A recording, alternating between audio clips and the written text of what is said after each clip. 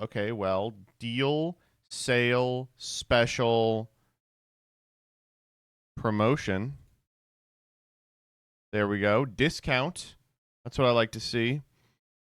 Bug, ruffle, steam, gas. It's like irritate.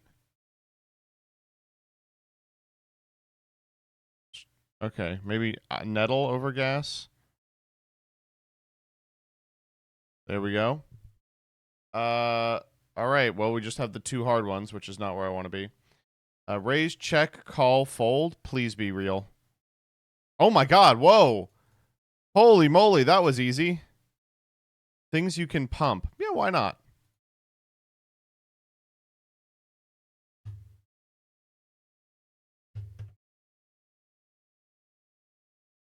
Let's do the mini.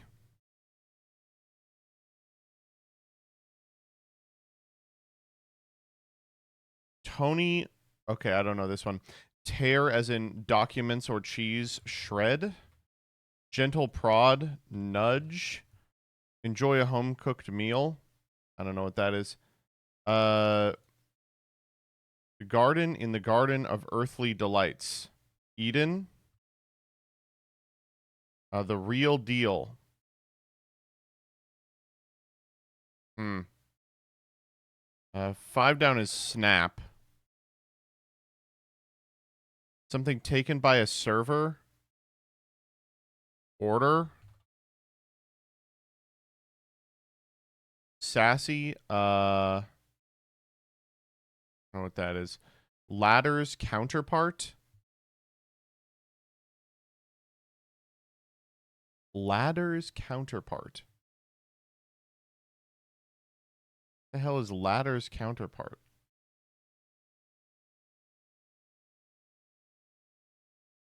Hugs. God, I wish I knew this one. I really don't. Okay, so we got ladder's counterpart, the real deal. Enjoy a home cooked meal. I don't know what that is. This is legit. Whoa. Sassy would be hurt. Enjoy a home cooked meal.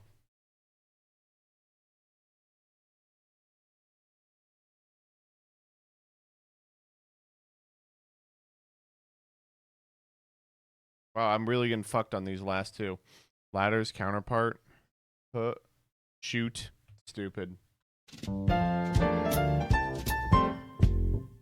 A 10. What the fuck? 8 in. Stupid. Dumb.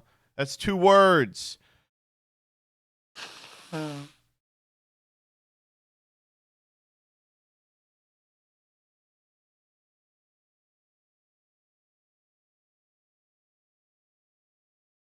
Long-time viewer, first-time chatter. How's it going, Mr. BT? It's going good. Do you guys want to talk about the new hot topic that everyone is talking about?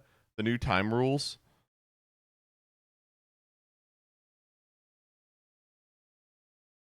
Folks, the new time rules. So, in case you're unfamiliar, the new time rules. Folks, the new time rules. So, the new time rules. The new time rules situation is new. The time rules. Okay, so the last time they changed the time rules is largely regarded by the player base as the worst move in Yu-Gi-Oh history. So I'm excited to see they are updating it again. Now, this is only for Worlds, but I believe we have confirmation that it is moving to regional guidance as well, which, first off, I really hope is the case. So let me read this out to you. End of match procedure, Swiss rounds. If the match does not finish within 50 minutes, the result will be a double loss. This is awesome. It's so good. Oh my God.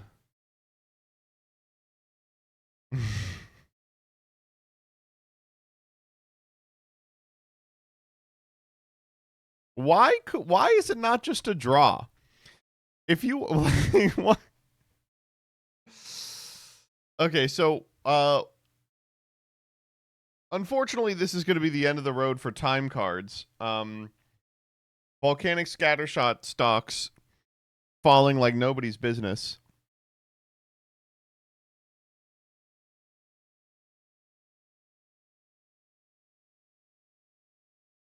So, my understanding of this is if you go into time and the match hasn't concluded, even if you're up a game, it becomes a double loss, right? And that sucks. That seems like really bad, right? Because I mean, in theory, you're trying to incentivize people to hurry up, right? Like now there is an incentive from both players, both the person who is winning and the person who is losing, to hurry up the game because the best case scenario for stalling is that you still get a double loss. Like it's almost impossible to ensure that you win. Also, I don't know if it says it here, but upon time being called, you have to stop all game actions. So in theory, the goal is to prevent people from stalling by being like, listen, you don't get an incentive for stalling. If it goes into time at all, you are getting a double loss, right? This is the worst solution ever. Let me tell you what's going to happen in practice. Someone's going to be in a game state where they are pretty much dead on board, but it's going to take maybe 2 or 3 more minutes to close out the game with a capital G. They're going to go, that's time in the round, and the guy's going to go, dude, scoop to me. And they're going to go, what do you mean? And they're going to go, you've lost the game, clearly. There's nothing you can do from this position. You're drawing up to 1 card. I've got 2 negates. Scoop to me. And the opponent goes, no. The guy goes, why not? They go, there's no incentive for me to scoop to you. And he goes, if you don't scoop to me, we are both losing. Your position doesn't change by you scooping to me. You should scoop to me. The guy goes, I don't want to. All right? Here's another situation that might happen. You win game 1. Game 2 starts taking a long fucking time, and it's clear game 2 is not going to conclude by time. Your game 2 opponent goes, dude, scoop to me. You go, no, I won game 1. They go, doesn't matter. We're about to both take a loss. You go, why would I scoop to you? And they go, well, I have a better chance of moving on in future rounds. They go, why do you say that? He goes, well, my deck is better positioned into the metagame. You go, but I'm beating you. And he goes, yeah, I wasn't prepared for your deck, but this is probably the only time I'm going to see it. Scoop to me. Here's another situation that might happen. You're playing against a professional player. You're a little frazzled and it's taking you more time than usual to complete your moves, but they aren't saying anything about it. You get close to time and the guy goes, scoop to me. And you go, why? And they go, I've been pretty kind to you and let you take a lot of time for your individual plays. I can tell you're nervous. But now, we're coming down to the wire, and it's clear only one of us is going to be able to walk out of here with the W, or else we're going to get the double loss. I have a bunch of tops under my belt. It makes sense to let me go on. If I let you go on, likely you're just going to lose in a future round, especially if you're playing this slow. So scoop to me. Here's another situation.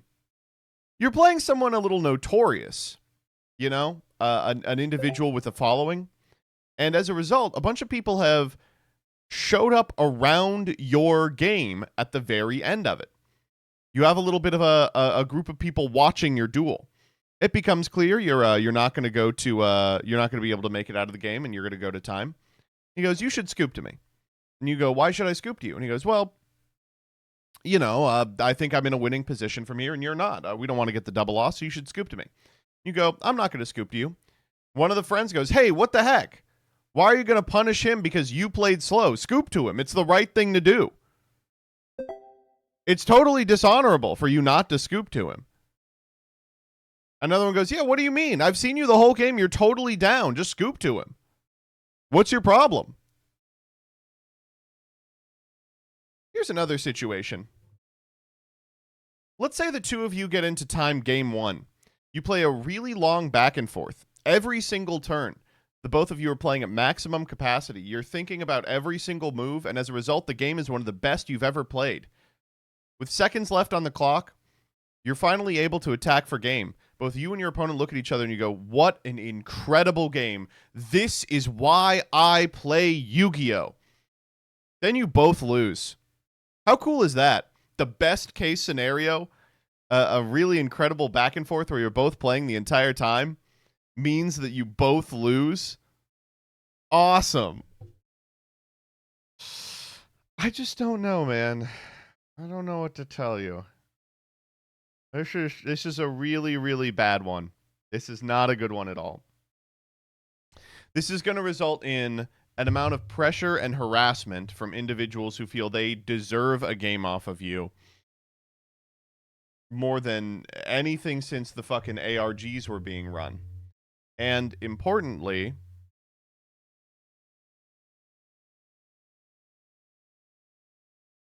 this does nothing to deal with the fact that almost every game that goes to time isn't a result of players stalling. It's a result of the last 10 years of Yu-Gi-Oh! Card design. Of course you're going to time. Why wouldn't you be?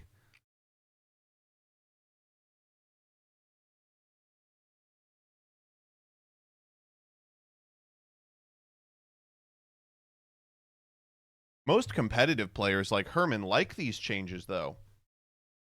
That's just not true at all. All I've seen all day is competitive. Look, the first post on Twitter is one of the most competitive players of all time saying, "This sucks. I hate it." Next update, if you go into time, Konami just kills you. I don't know, man.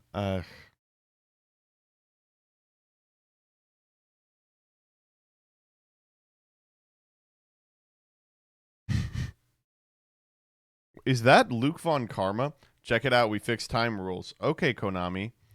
If time expires and the match is not finished, it will be a double loss. No, Konami. Neither duelist may begin or continue any action that may take place in the game. That's going to lead to some fun things, too, where they're going to go, all right, you have 10 seconds left in the round, and they're going to go, I'm going to do this and this and this and this, battle, attack, attack, attack. And the opponent's going to go, hold up, thinking on enter battle. And they're going to go, that's time in the round. And they go, oops, I guess we can't take any more game actions. And they're going to go, well, I already declared my game actions.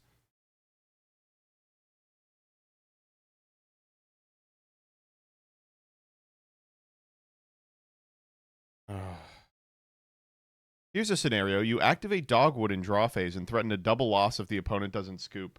Well, you know, there's no incentive for them to scoop.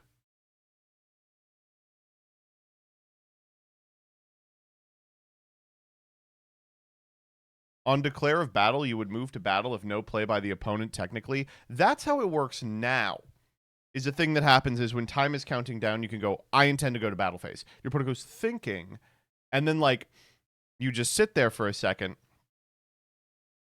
and then you go to battle phase, and then they call time, and he goes, oops, guess it's time. And you go, nope, I declared my intent. We're going to battle phase. But now, that does work. Because you'll get to the battle phase, and then will not be able to attack.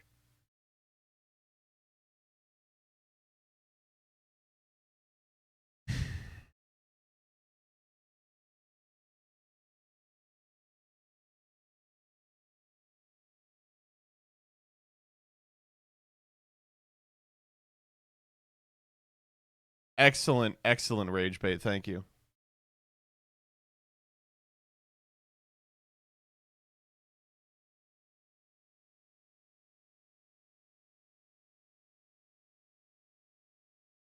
Game 2 will never be played again.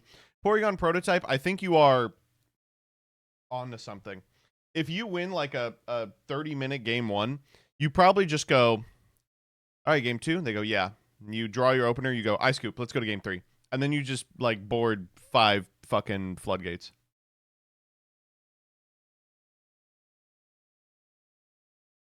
This is actually an awesome change, and I can say that without rage baiting because I actually believe it. That's how I know that the change is really bad, because Siberian believes it. Number one contrarian being like, oh, freaking epic. No, Siberian, listen. I know you have some of the worst opinions known to mankind. I have too much respect for you to believe that you legitimately think this is a good change. You come from a world where people do draws. Here you are advocating against draws in Swiss. Come on. This change is good because it kills Yu-Gi-Oh! That's true.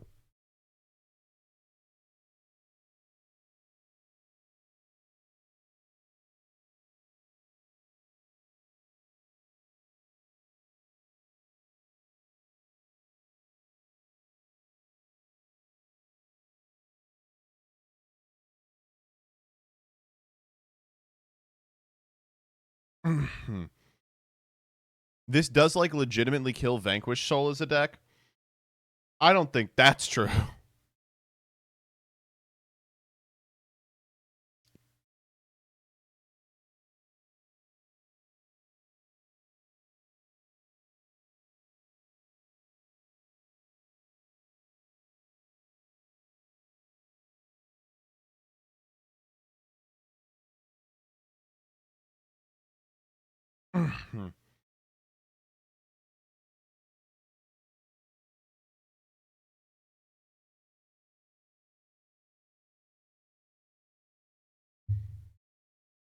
I'm just saying, by the way, the instant end of game when time is called is what Master Duel tournaments have been doing since the start.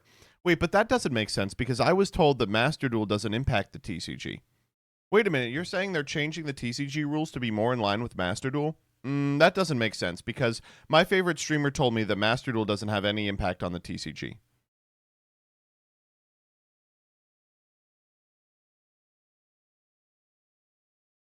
These are the OCG's time rules?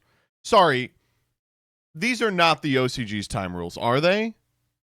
There's no fucking way the OCG has been playing under these time rules for months. They are? Oh my god! What the fuck? Well, maybe they'll be fine then. This is stricter than the OCG? What?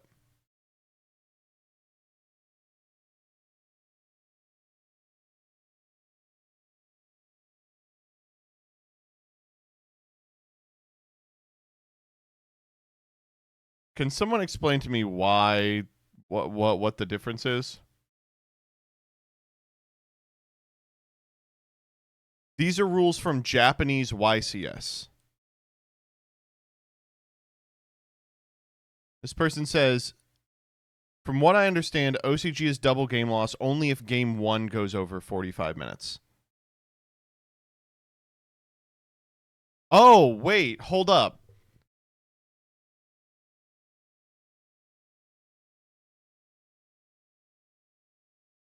So, oh, accidentally clicked the evil button.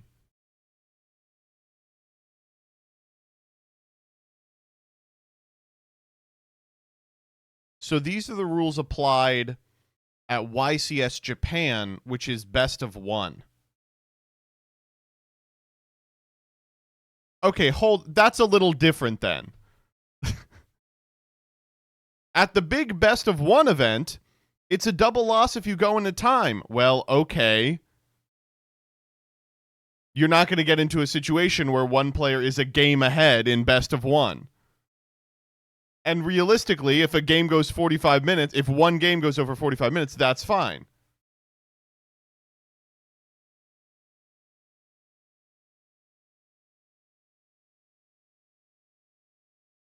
It also happens in OCG or in Yu-Gi-Oh! Open Tournament, which is OCG's YCS's, which is a best of 3 event. Jesus. How is that? Has anyone played in one of those? Does it work?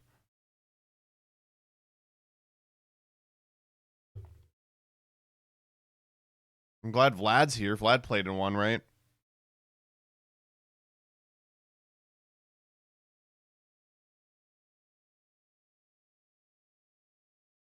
You might remember. Oh my God, Siberian typing up a paragraph once again. Someone who doesn't have any issues with draws and IDs, but others might also remember me as someone who writes rules and policies for another game. And in that game, we did implement double losses, and then everyone complained, and then it was fine. Everyone was like, what if all these fake scenarios happen? And then they didn't happen. Siberian, no offense to you, the game you write the rules for doesn't remotely have as much complexity as Yu-Gi-Oh! Be reasonable. Also, every time it happens, everyone talks about the fact that it sucks. You're like, yeah. And everyone stopped complaining. It's like, yeah, because it hasn't happened yet. No, not really. Okay. This policy literally means if you're game up in a winning position, your opponent can stall for double game loss, or if they don't like you, or hypothetically your identity.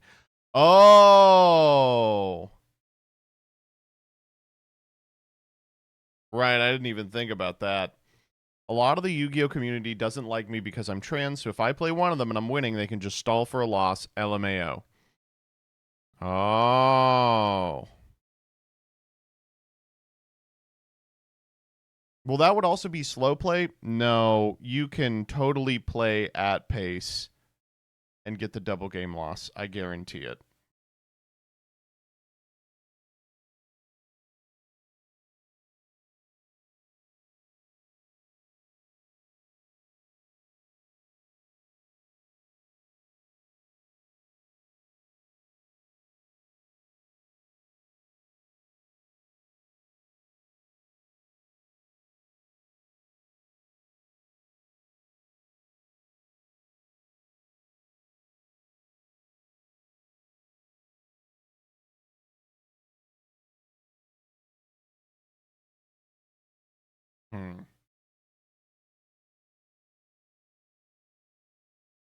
Big win for spiteful bitches. Yeah, I'm realizing.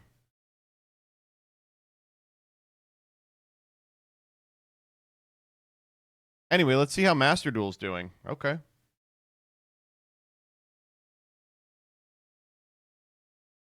Awesome, dude.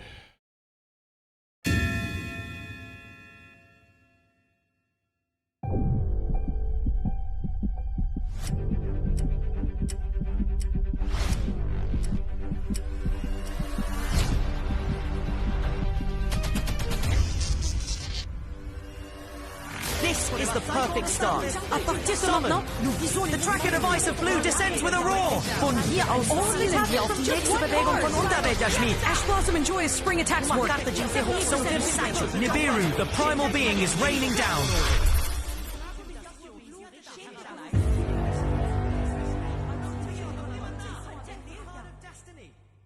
Duel!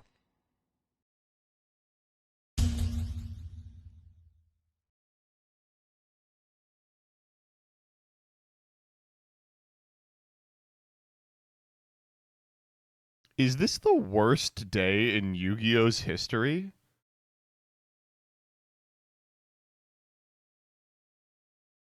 Are you kidding me? Is this the worst day in Yu-Gi-Oh history? What is going on? I woke up today and I was like, oh, another great day. Holy shit.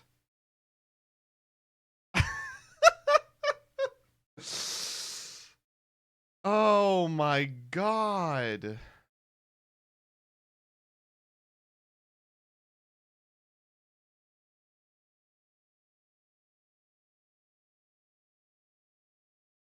I just don't get it. Wait, hold up. Tell me I'm reading this right. AI live streaming begins on the Yu-Gi-Oh OCG channel on YouTube.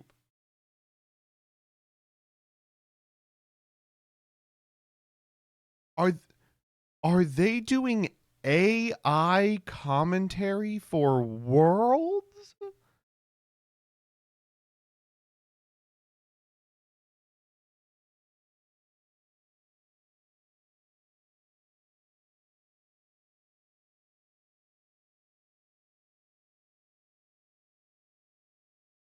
No, Lampy said he'll commentate. Then what is this? Is it like auto translation for like I see that they have like French, Italian, German. I'm like, oh, I see. So it's auto translation into French for the existing commentary. But then why are Japanese and English on here? Because those are done live. No, it's commentary as well. They intend to have regular commentary and AI commentary.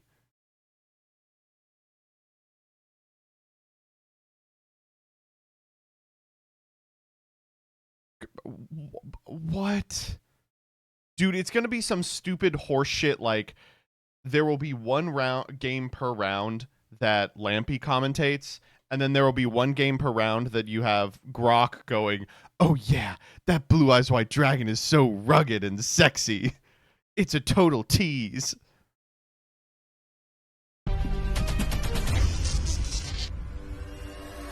This is the perfect start. This is the perfect start. I am the angry pumpkin. The tracker device of Blue descends with a roar. Von hier aus zielen wir auf die nächste Bewegung von Unterweltjaschmied. Ash Blossom, enjoy his spring attacks work. Nibiru, the primal being, is ready. This is so horseshit. I don't know what to say. I don't know what to say, man. It's killing me. Nibiru, the primal being, descends upon the field. Oh man. Hold up. We can riff on this.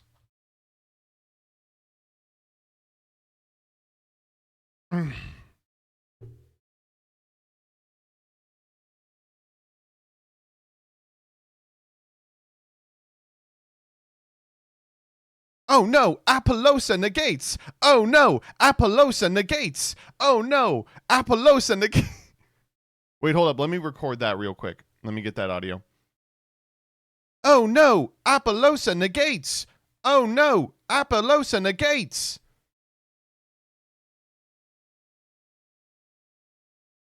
And this is taking forever.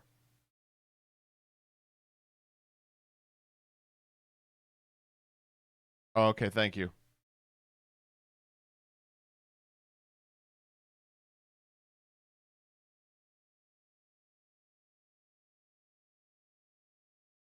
Go.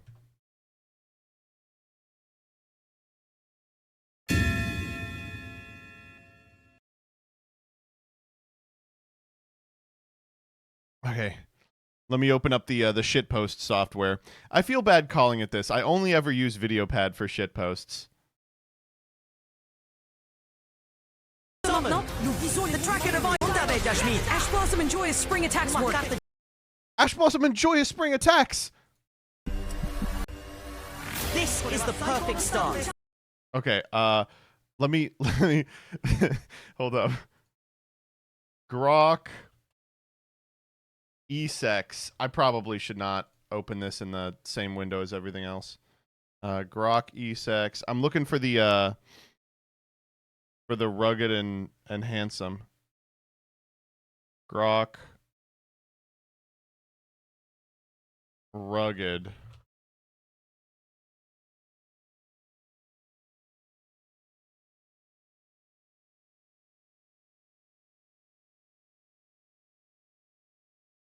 Where's the video of the guy having cyber sex with Grok?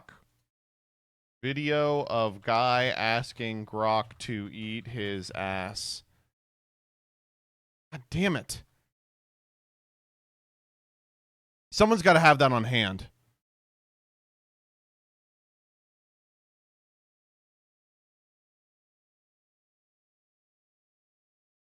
Sexy glasses and rugged beard. Sexy glasses, rugged beard, total tease, Grok. I'm going to find it. Average Grok interaction. Okay, I found it on Instagram. I hope this works.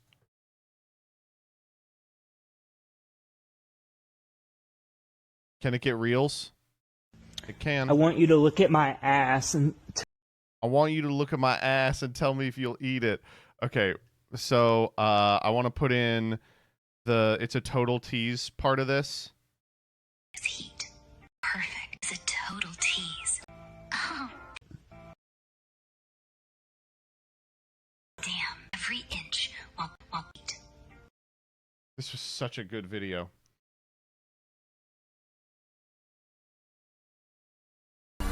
This is the perfect start. À partir de ce moment, Okay, let me turn this down just a little bit. this is the perfect start. À partir de ce moment, nous visons the tracker device of Okay, let me get I am the angry pumpkin. Relax, I'll handle it. I am the angry pumpkin. Oh no! Oh no! It is the dive rocket launcher! Take action No. regarding that individual. Relax, I'll handle it. Oh no! It is the dive rocket launcher! Take action regarding that individual. Relax, I'll handle it. I am the angry pumpkin. The architect and the builder. They arrive calmly from their escalator with a sense of purpose. They are playing at their residence. The head is soaring. Oh no! It is the Okay, good. Let me get a eco-friendly wood veneer.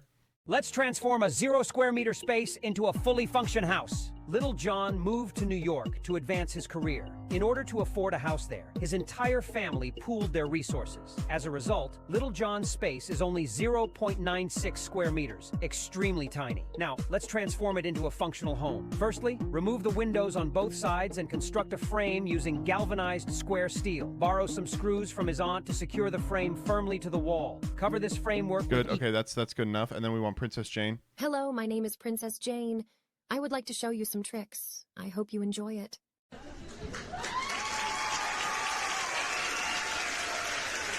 Hello, my And we need this, of course. Don't tap the glass. Don't tap the glass. Don't tap the glass. Don't tap the glass. Don't tap the glass. Don't tap the glass. Don't tap the glass. Don't tap the glass. We need this real quick. This guy fucking sucks at Mario. In this video, we can see a player so atrociously bad at Mario that he almost gets himself killed multiple times a second. Despite the obviously precarious... Okay, I think we've got enough. Let's just pull that up.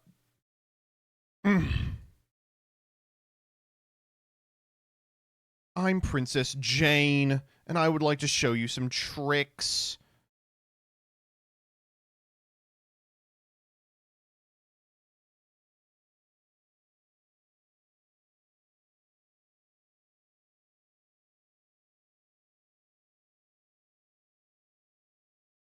All right, what did we end up getting? launcher. Take action regarding. Oh no! Individual. Relax, I'll handle it. I am the architect and the builder. They arrive later with a sense of purpose. Okay, good. A sense of purpose.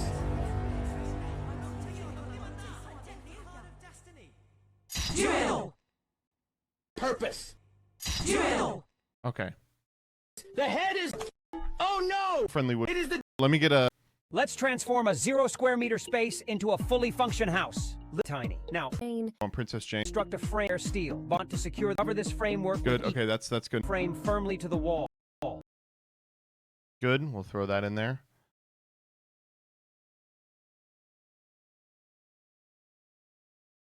Transform it into Escalator a with a functional sense of home. purpose. Firstly, duel. You know, let's get it right until they say duel.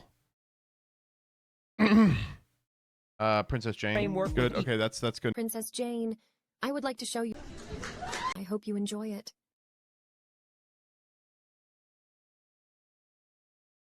This one we're gonna have to bass boost a little bit because it's very quiet. Do a little.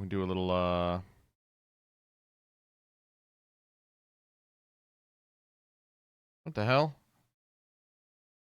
Where's my audio effects? God, I haven't used this software in forever.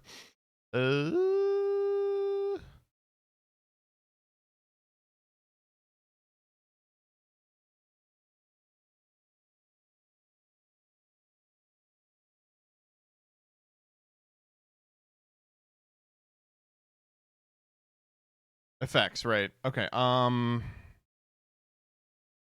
Like 250. I would like to show you some tricks.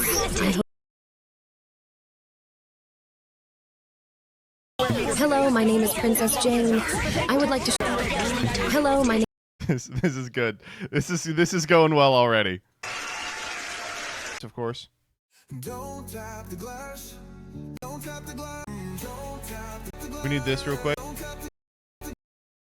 Okay, don't tap the glass has to be an integral part of this.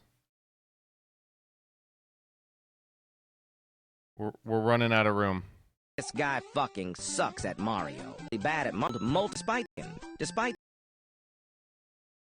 All right, let's check it out. So that's good enough, and then we want. This is the perfect start.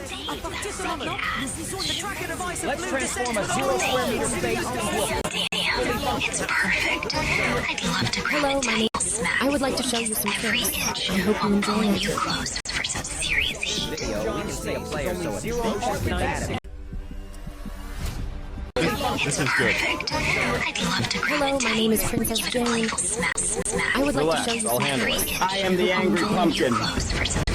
I'm turning them all up. we can Rugged ass in those shorts. It's a Oh total no! tease. It is the dive rocket launcher! Take action regarding that Hello, my individual! name is Princess Jane. I would like to show you some tricks. I am the angry pumpkin. sucks at Mario. In this video, My name is Princess Jane. I'm Jane. I would like to show you some tricks. Okay, this one is a Hope you little enjoy too it. loud. sucks at Mario. In this video, we can see a player so atrociously bad at Mario that he almost gets himself killed multiple times a second. Despite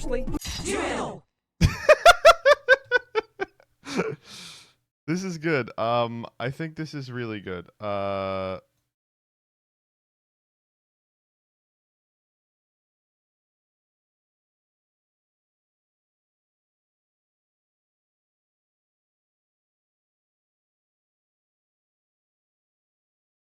Where's JJPM's post? I've lost it already.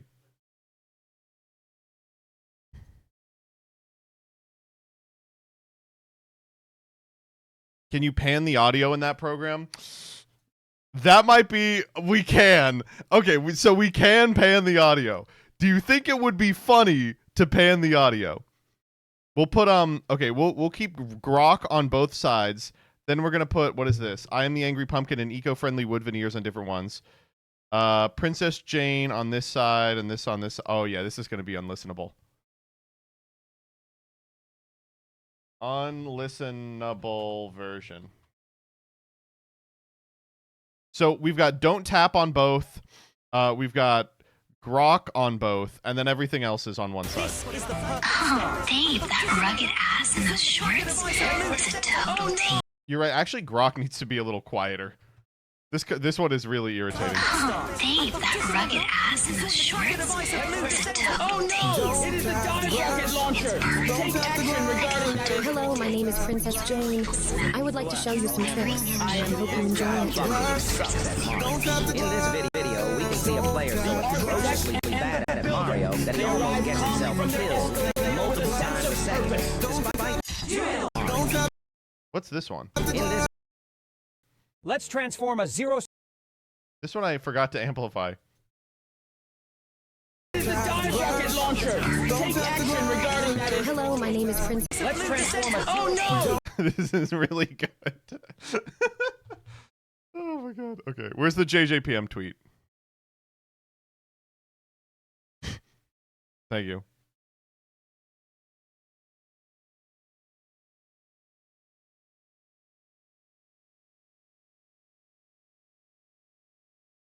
I'm gonna have the...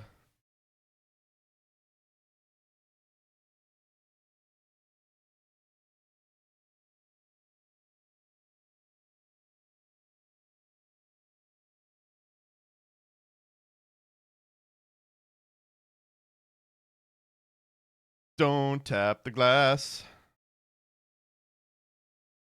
Okay, let's see how Twitter compression dealt with this.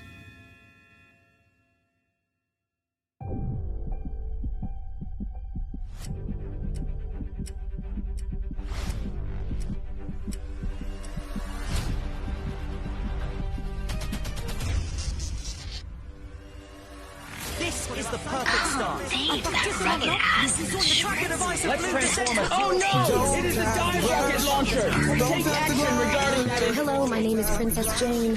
I would like to show you some tricks. I hope you enjoy it. Sucks at Mario. In this video, we can see a player so atrociously bad at Mario that he almost gets himself killed multiple times a second. Despite Duel! It's good. It's good. I like this one a lot. In this this is what my life sounds like. This is what my life sounds like. This is what's going on in my head. They should send me to Worlds. I'm telling you, I'll do this for free. Konami, sponsor me. We'll have multiple streams in different languages, right? We're gonna have the English stream, the Japanese stream, and then Joseph is gonna put together the brain rot stream. I'm gonna be like, they're gonna be like, whoa, that Appaloosa is going to be very difficult to overcome. And I'll be in the other one, be like, Appaloosa to me is LFAPS. This move was not Skibbity. There is a Sigma edit that we are desperately in need of. This is not making it into the Fonk remix. I would tap the glass. On top of all this happening, Dude came out last week in Japan, and it's already on sale at 45%. Oh, man. Appaloosa is the Istanbul of negates. I could think of many places I would go instead of New York City. Jakarta, Istanbul. God. This is awesome. Don't tap the glass. I don't hear the edit.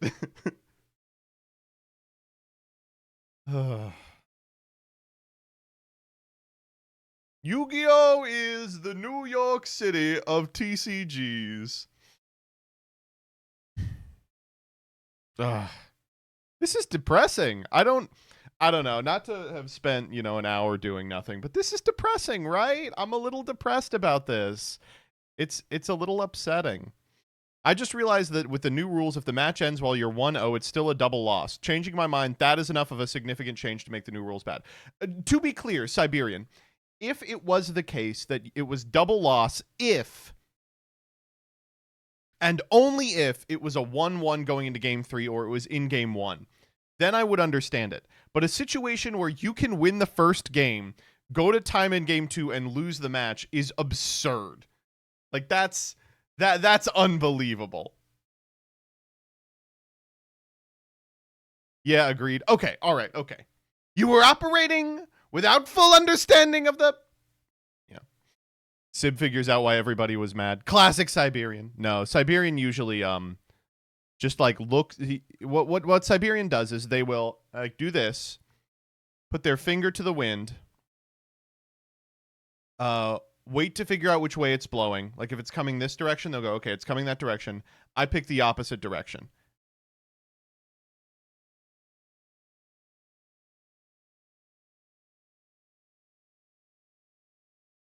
Pick up? What the fuck does Peeps want to say? It's bad. It's bad. Peeps said pick up? I'll pick up, Peeps. Get in here.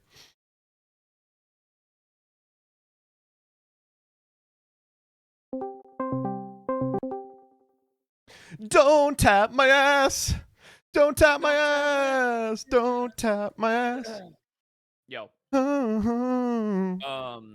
So yeah, this is interesting to say the least. Yeah, it sucks ass. Kind of. I'm certainly not going to argue that this change is completely good. I think there was a lot of bad about it, but I think there are some positives to it. Like the fact that time cards, like the concept of a time card, isn't a thing anymore. I think that's just like hugely positive. That's like the biggest positive I can think of. I don't know. I hate to be like this. I don't give a fuck about that at all. Oh, I do. Because like the hard pill to swallow with this is game ones or someone winning game 1 and still being able to lose the match, right? Like that is the worst thing. But the shitty thing about the current time rules is if the player in game 3 gets to go first in time and finish their phase, with a card that adjusts life, like that just gives them the win, and I think that's shit. I think that is just a net negative for tournament play. I guess I'd agree with that. The thing I would say to that is Yu-Gi-Oh is structured in such a way that the person who goes first in game 3 is kind of expected to win most of the time anyway. So like it I feels think that's bad. Hmm? I think that's bad, right? Yeah, like, no, that's the part of the problem. Well, sure, that's true. The player who goes first is expected to win any boarded game. I don't know if that's true, especially not now, since you can board into multiple Charmies and strong board breakers. I don't know. I disagree with that assessment. No, I don't know. You just have to look at win rates. Like the player going first has a higher win rate than the player going second. So for me, the existence of a time card that helps the player going first win in game 3 doesn't really change the fact that the person going first is expected to win if you play out a longer game. Like, so I never had that much of a problem with it. Like is it different if it's let's say instead of like end of phase, it's 0, 1, 2, 3, right? If you're the person going first in game 3 and you just board into 15 floodgates and then you find some of the floodgates, then you also win, right? Well, nobody does that. It's bad to board into 15 floodgates. Yeah, well, nobody does that because of the way that the game works, but nobody's really ever done that. I think that's a lie. How many people do you know that have been like, oh, I'm going first, time to board into anti-spell, time to board into summon limit, time to board into... Well, yeah, they board into floodgates, but they don't board into 15. Okay, sure. I took your statement literally. Yeah, fine. They board into some number of floodgates, and they find a dimensional barrier, and they win that way. Yeah, that's also bad. I mean, siding is this whole... this is a problem, I think, with like siding, the existence of cards that win the game immediately. It's just with time cards, the way they win the game immediately is a little different. I think the difference here though is that some decks have time win cons, not necessarily side deck win cons. They were designing around it. They were giving decks like random time win cons. Then that's why I think this change, like if we want to discuss the positives of this change, it is the concept of a time win con is no longer the case, which is generally, I agree, to be a good thing. I think that is something like I think it's I'll get to my next point in a second. But okay, well, I perceive it to be a positive thing. The other thing is there is not exact clarification on this yet on if this means a match loss or a double match loss or a double game loss. Because that's the current thing happening in all the judge servers right now is people are trying to figure that out.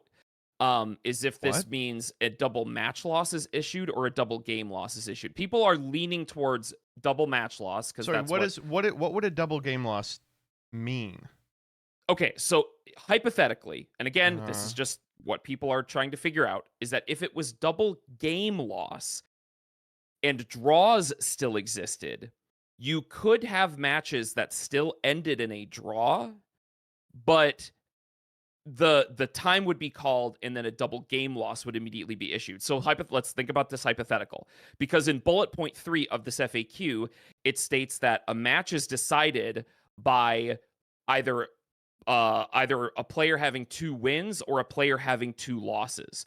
So let's say player A wins game 1. They go to game 2. Neither player wins before time is called. So player B lost game 1. Both players are issued a double game loss. Player B lost game 2. The match is decided because player B has 2 losses. Therefore, player A wins. Does that make sense? That's incredibly convoluted. It's literally not. It's not convoluted at all. It's not convoluted in practice, but explaining the sequence is kind of convoluted. I mean, it's convoluted, but it removes the problem of the person who wins a game. Yeah, no, I mean, if that's the case, then that does solve my problems with it, but there's no way that's the case.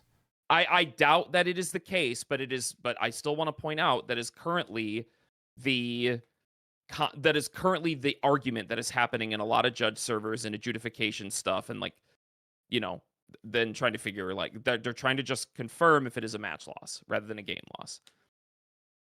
If you read the text, it implies match loss. The interpretations you really valid can't based on the imply FAQ. anything with these fucking things. You can't infer anything, rather. The interpretation, both interpretations are still extremely valid. Like bullet point 3 is what makes people is what's giving people this idea that it might mean a double game loss. A match is considered finished when either that one. Yeah. Yep. So like, and the reason I point out the thing about draws is like, let's say neither player, like in 50 minutes, which would be insane, by the way. This is, okay, not to be like lawyer game, but this is total lawyer game. Like, I'm using like canons of construction on this. The thing that's making me think 3 isn't, it's a game loss, is it seems to be an explainer for the term finished in point 2, right? Let me see. If wow, they time really did expires not and the match explain is this not well. finished, Holy shit. Yeah, that's why people want clarification on this, which is why it's so annoying that they drop this crap in FAQs instead of doing official announcements. Like, there were regionals this past weekend, and from what I know, this FAQ was updated on Friday. And then over the weekend, there were still regionals that didn't run with this policy stuff. So, it's still, I mean, it reads to me like match loss, but I got a double loss. Okay, we had some people saying this is exactly what happened in the OCG. It's the YCSJ format and the which is best of 1, but it's the YOT format. Does anyone who has played in YOT, are any of those people here in chat? Can you explain if it was game or match? I think I saw something. Like, the reason that I think the double game loss argument kind of falls apart is the 5th point. It says if a duelist has won one duel and the match is not concluded after 50 minutes, both duelists will receive a double loss. See, that's the thing, though. And the match is not concluded in 50 minutes. Both duelists will receive a double loss, which would go to point number 3. If a duelist has won one duel and the match is not concluded after 50 minutes. So here's what I'm saying. A double loss here, does that refer to both players lose or both players receive 2 losses, immediately forcing it to be a loss for both players? Because it would to me, it like this 3rd point, it will be a double loss, reads like both players are just assigned the position losing. But the 5th point, both duelists will receive a double loss, reads to me like both of them take 2 L's immediately, which causes a double loss. Like, that is clearer to me, but also different language than the point 2 above it. Yeah, it's again, there's it's a fucking because mess. of the fact that you can interpret it both ways. That's why everyone is kind of freaking out, right? Or like everyone is very confused because that other interpretation potentially exists. Or no, the interpretation exists, which could potentially be what this means, but you know. So if it's match loss on the left, does a player have 2 wins or 2 losses? Yes, match is finished. No, both players lose the match. If it's game loss on the right, does a player have 2 wins or 2 losses? Issue a double loss. And then it would either be resulting in a draw. The thing that's fucking me up here is that this FAQ doesn't talk about draws anymore. Yeah, like here's the thing. Even if it is issue a game loss, because after issuing a game loss, neither player has 2 wins or 2 losses, it feels really weird to be like, and then you go again. Like you perform the sequence twice. What I disagree with on the right is that I think if draws still Ivy's existed, here and says, I am in a server with someone who's an OCG player. YOT has turns. The double loss applies if they both haven't finished in game 1, but otherwise they do the standard end of match procedure for the OCG, which is turns. Yeah. That's insane to hear. Okay, so we were just lied to at the beginning of this. Or we're being lied to now. Either way, this is disastrous, dude. They just have to clarify this stuff, dude. Like, you can't leave a lot of this up to, like, here's our policy, you guys figure out what we mean by it. Good luck, judges. It's okay. Yeah, like, not for nothing, but this is why I find the time trial argumentation so disingenuous for someone like Farfa to sit up here and go, the reason that they are implementing time trial rather than time wizard is so that judges are harassed less, right? If they gave a fuck about judges, they would not be throwing them to the wolves like this. Like, they would not be disseminating information like this and being like, are you ready for every player at your regional this weekend to hate your fucking guts? Good luck. Yeah. Yeah. It's crazy, man. Time is called round one. 500 judge calls go up. It's also like, slow play calls are going to be crazy, dude. Oh my god, yeah. I need to be like this. I'm kind of a slow player. I'm not like maliciously slow. I never impede the pace of play, but I like to think about my moves. And like now there are huge consequences for playing at an average pace of play. Yeah. Yeah, like I don't know if you all have played any Jush format, but the K9 VS mirror is so fucking complicated and life points change every goddamn second. Like it is a hard match to play. It's not like a Tenpai mirror. Yeah.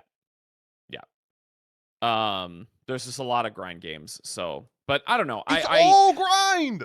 The fucking every Jush deck is all grind. Yeah. Yeah. It's gonna You know what? I don't know. The only world in which I understand this is if in 30 seconds Konami releases a tweet and they go, everything is best of one now.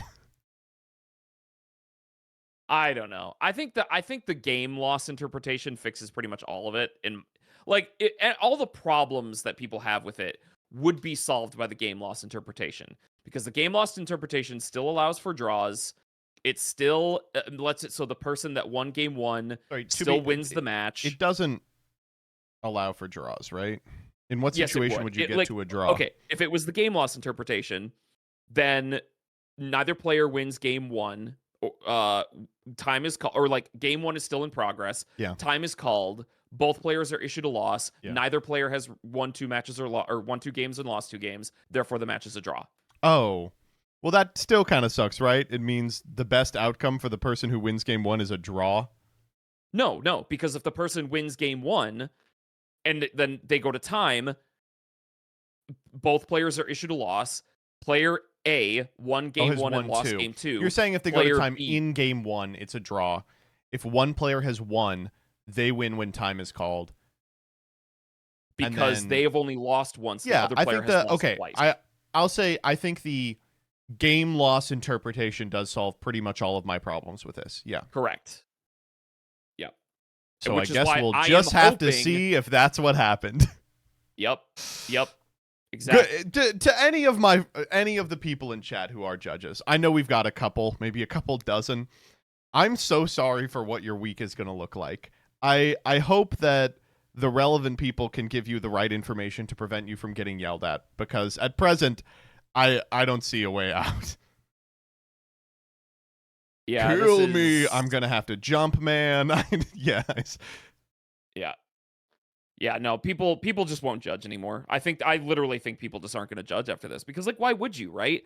I not to be a doomer. I'm actually pretty not doomering about this, because I think I am very much so like a hater of the time card thing. And I know we've discussed that already, but and I don't really go into time that much anyway. Like, I don't know. I just don't go into time a lot. And a lot of people I play with and a lot of like my local and testing area, they don't go to time a lot. So all of us are discussing like the positives of this, which I don't go to time much either, but I think there is a good argument for like time cards as a definite way to conclude a game in which you both have been playing the entire time. I don't know. I really am not particularly incensed by the existence of time cards. But like if you hate them, like this does remove them from the equation. Yeah, and that's probably why I view this as positive, because I don't like the fact that certain decks are just more viable in a competitive environment due to the fact that they have a way to gain or burn. You know, I think that design-wise is very frustrating. I But that's a don't whole I that's a don't whole think that really impacts too much. I think any deck can play a time card. Well, we're talking about an engine, right? You know, Yeah, like the people benefit would you get. discuss. I think there's a pretty meager benefit you get from like being on VS over boarding one copy of Cowboy for time, right? Yeah. Again, The only situation where I think it matters is marginality like of this. if an archetype pays life as part of their setup engine. Like that I think is Right. kind of shit. Yeah. See, there you go. See, like that. Yeah, okay. So we're talking about the viability of decks being able to do burn or gain. The lack of viability for decks having to pay is also an issue that this solves as well. You know. Yeah. That's one that I do The care Millennium about, engine gets better now. Like the Millennium engine gets way more competitively viable because of this. You know what yeah, I mean? it goes from -5 to -4 for sure. Correct. Yeah. And then when Detonator gets kicked in the nuts, it'll finally be able to see competitive play. But I don't know. Again, this is all marginality in the sense that you know we could have this discussion about like design philosophies or whatever. Mm-hmm. But we're talking about I think what is more important, a change the we hardest don't pill to understand swallow. yet. Yeah, exactly. I'm not trying to do the run defense for big corporation because I personally think the change is more better than it is worse. But I am certainly not going to run defense for how they dropped this thing. Like, stop putting massive sweeping changes in FAQs. And like, dude, if this change is interpreted via the match loss structure, and they are doing away with draws entirely, you know how much that changes? Oh, That's yeah. massive. Dude, I love being like, yeah, so we're going to do top 250 or 19 points, and then they'll be like, just kidding, no one's getting 19 points. Yeah, like, so all of Yu-Gi-Oh's Swiss tournament structure is now completely different. Is there a way you can still force a draw under these conditions, or do you have to like No, resolve literally self-destruct button or literally attack? impossible. Yeah. Huh. I actually think it is impossible. Go into The toxic malicious time stalling during thing is being way sighting game overstated. 3. What? Say that one more time. If you go into time during sighting for game 3. If you go into time during sighting for game 3, that doesn't matter because the time is called. You can't take any more actions. So you would both lose. Yeah. Yeah. It's all about is a result met? Like, is a result of either 2 wins or 2 I'm in a losses Discord met with before German time is head called? judges. They are sure it means double match loss because of the way KTS works. Double losses, as referenced in KTS, are always match. I hope that's not the case, but we'll find it out. How would both people getting a match loss affect bracketing? That seems like it would fuck it up. I will say very few games permit double losses with any sort of frequency. When I was in debate, there were very specific scenarios under which a double loss could occur, and every time there was one, it totally fucked up the bracket. So I imagine like 1,000 point double losses is going to have a measurable impact on the bracket. Yeah, I would not be surprised if this immediately goes under review after this happens. Because I think this is gonna, if it is the match loss idea, which people are leaning towards again, if this does happen, I think this is gonna create a lot of feels bads. Oh, you think? Because like the fact that you can win game 1 and still lose the entire match is just crazy. Like that is, I don't see a world in which that is a positive change at all. And like I do like that matches go to 50 minutes, but I mean at what cost? You know what I mean? It's just. But they also the fact go, that you like, can't you know take what's going to happen any is more actions. They're going to be like, freeze play, and then 15 hands are going to go up that are going to be like, I declared this move, and my opponent isn't letting me take it. Yeah, that's the worst. That is like, if I go battle phase, I have 4 monsters on board, all with over 2,000 attack. I attack with 1, and time is called. There are no further actions my opponent could possibly take. Then, like, you know, what do I as a player do when we're close to time if I have 4 monsters? If I go declare attack, my opponent goes check grave, I go, I don't care, attack, attack, attack, attack, you know, and I just declare all 4 of those attacks. Do I win because I declared the intent to attack with 4? It's I gonna would be think like yes. so many like it's so frustrating to be like, what's the most annoying thing to adjudicate as a judge? He said, she said, because there's no way to really do anything about it. And it's like, yeah, and this is just streamlining them. There's gonna be so much. Yeah, it's we just have to have official clarification on this, because this is gonna I don't know. It's already how you like could that now, though. possibly- I mean, It's not. It's not like that now. yeah, I don't think Because so. right now in that specific way, as I'll reiterate, I have a lot of umbrage with the current time rules, but in that specific way, the rulings on intent on actions is actually very, very good. It's like, you know, if your person has clearly declared an intent to go to the battle phase and adjust life or something like that, and the other player is stopping them to take an action that doesn't meaningfully change the game state and giving the judge the opportunity to decide if the game state is meaningfully changed, I think is like a really good way to solve Scarlon the has time issue. an amazing question, which is, do chains resolve? So what if we're like a second from time and they go like Gaga Cowboy for lethal, and you go, activate Bestial Magnamut, and they go time, and you go, oops, no player can continue an action that may take place in the game. Looks like it's a double loss. Yeah, like that's ridiculous, right? You know, like, now that sounds like ridiculous, but like I'm going to tell you right now, it is going to happen all the time in Jush format, because you're going to go CL1 heavy Borgar for game, and they're going to go, CL2 Borgar target Raisin, CL3 Caesar target Raisin, CL4 Holly Sue. Oops, I guess we went into time. yeah, man, I don't know. I don't know. That's Resolving a chain is an action? Who knows? Who knows? Yeah. I don't know. It's What happens if they go attack and you have a Waboku? They wait for them to say, okay, duelist, and right before they say, oh, they go attack, and then you go, okay, and you go, Waboku, and they go, that attack is happening, but you can't chain Waboku. I'm spell speed 4ing my attack step. Yeah. I don't know. This is why we should wait for clarification. Yeah. I know I've said it like a lot at this point, but would it be so hard to make a video to outline all this? You know, I know that it seems like they could have disseminated this information through like a video that covers corner cases. I get that. I know it seems that way, but you have to understand that like Konami doesn't know anyone who has a copy of Adobe Premiere. There's just no one on payroll that has ever used a camcorder.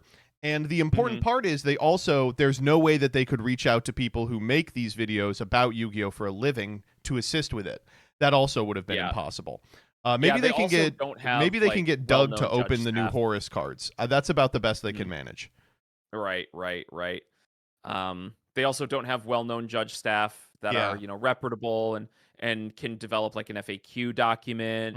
They don't have people who are like figureheads in the community, like some guy who's like known for wearing a really loud tie, who could like explain all these changes in some sort of promotional video. They don't have a guy who's known for constantly complaining about the time rules, who could talk about the changes in the time rules. I just don't. I don't understand.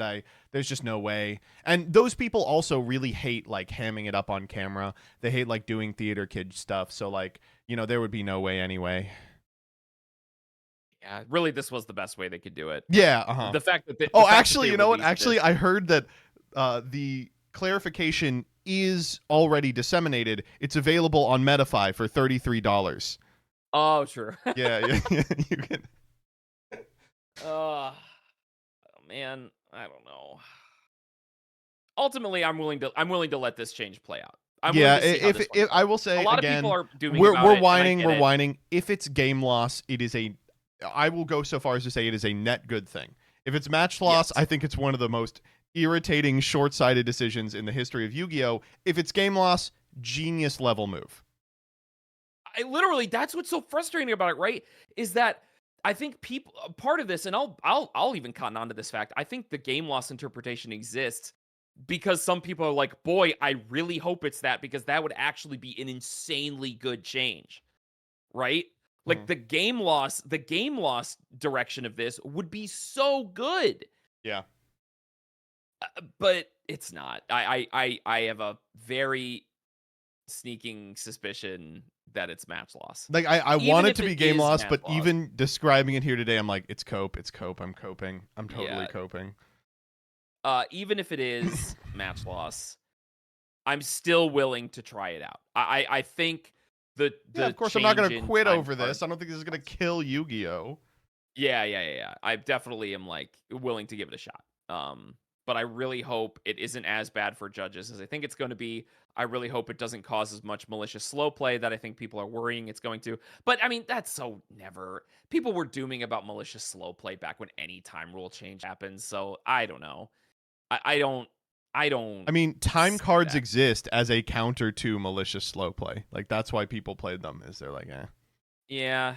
I mean, arguably, you could maliciously slow play into game 3 because you have a time card. Again, like this is all, and also, if people like maliciously push for both of you to get a loss, their tiebreakers get worse too, right? Like if you're gonna lose, it's better that your opponent wins. Is the other big thing that I think people are forgetting. Yeah. So I don't know. the other thing this will do is if it's match loss, there is going to be so much pressure for people to scoop, especially against like named players, especially against players whose friends are watching them. Like it's gonna, you're gonna get into a lot of bad social situations here. That's what I'm mostly worried about is the bad social situation of it and the fact that a player can win a game and still lose the match. Those are the two things that are really hard for me to wrestle with. Yeah. Counterpoint peeps, humans are spiteful. I mean, like, but that's just not logical, right? Like if you are in a losing situation and you are pushing for your opponent to lose to get a double loss, like you're literally just doing worse at the tournament. Like, yeah, I know humans are spiteful and bigots and whatever, which I'm not going to discount that. I especially don't want to make what I'm saying to be interpreted as, Jess being, worried for nothing. She's not, that is a real problem that exists. But I do still want to, like, separate point is that it is just a worse thing for you to lose to a losing player than lose to a winning player, To be clear, Chad, this thing was not that. This was something that was not true. Yeah. Also, your video was hilarious. Okay. Anyway, Don't tap the glass. I've been waffling a bit, All right, bye. so I'll let you get back to stream.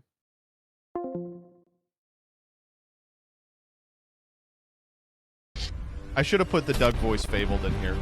Someone said in the replies I should have, and I definitely should have. This is the perfect start. Dave, that rugged ass in the Tracker shorts. device of Let's blue transform descent. us. Oh no! It is a dive rocket launcher! Take action regarding that. Hello, my name is Princess Jane. I would like to show you some tricks. I hope you enjoy it. Sucks at Mario. In this video, we can see a player so atrociously bad at Mario that he almost gets himself killed multiple times a second. Despite Duel! I'm getting schizophrenia from this. The problem with me is I can tell every single one. Like in my mind, I'm separating each individual audio track because I have listened to so many of them. I am embarrassed about how many of the eco-friendly wood veneers that I listened to. I love those videos. I think they're awesome.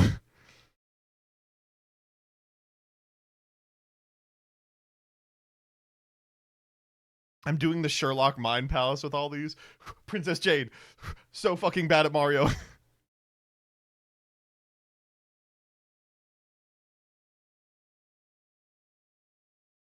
This guy fucking sucks at Mario. MBT be like, what should I do today? Burn down a forest or give $90 to the Nazi party? Why not both? Why not both? Holy shit. Chat, I didn't make any of these AI machine decisions. Wait, hold up. Wait a minute. If they're using AI in Master Duel, now all of you are burning down a forest every time you queue. Hold up. Wait a minute. I've figured out a mechanism by which I'm woker than all of you. All of you play Master Duel. I just hop on the Master Duel category and then scroll Twitter.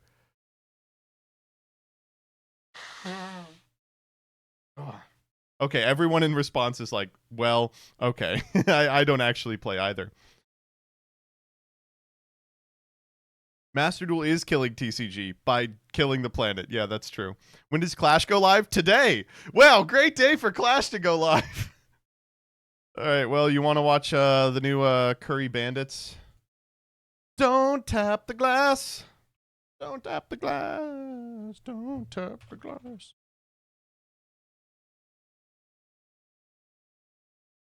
Justice Hunters releases... This video is 15 minutes. No, there's no problem. I just, I thought it would be longer than 15 minutes.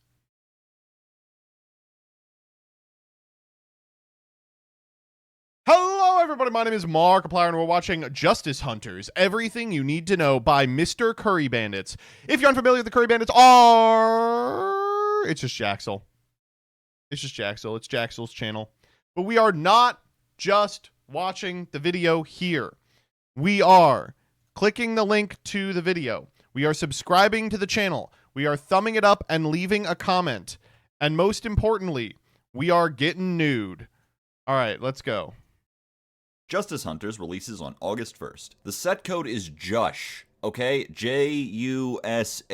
If I a jushy pussy. See one more person say J-U-H-U, I'm gonna lose it. Anyway, all three. Yeah, I thought that it was gonna be Juhu, but Jush is funnier. The decks are good this time. Here's everything you need to know. Special summon. I love to pop. Meet the Yummies. The Yummies are level 1 light. Incomprehensible bit. Incomprehensible bit. Thank you. Beasts that summon themselves if you control Link 1 or level 2 Synchro. Cupsy searches a Yummy card on summon, or draws if it was summoned by a Synchro monster. Cookie takes $10 from your opponent's monster, or just... Sorry, I gotta stop you right here. A member of our testing circle has just played the worst game of Wordle I've ever seen in my life. You gotta answer for this one, buddy. What the fuck is going on here? How did you start with a green and a yellow and end on one yellow? Your last guess is worse than your first guess. What the fuck? This guy topped the last fucking event. What?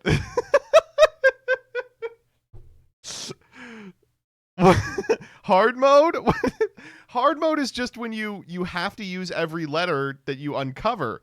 He used less letters than he uncovered. What the fuck?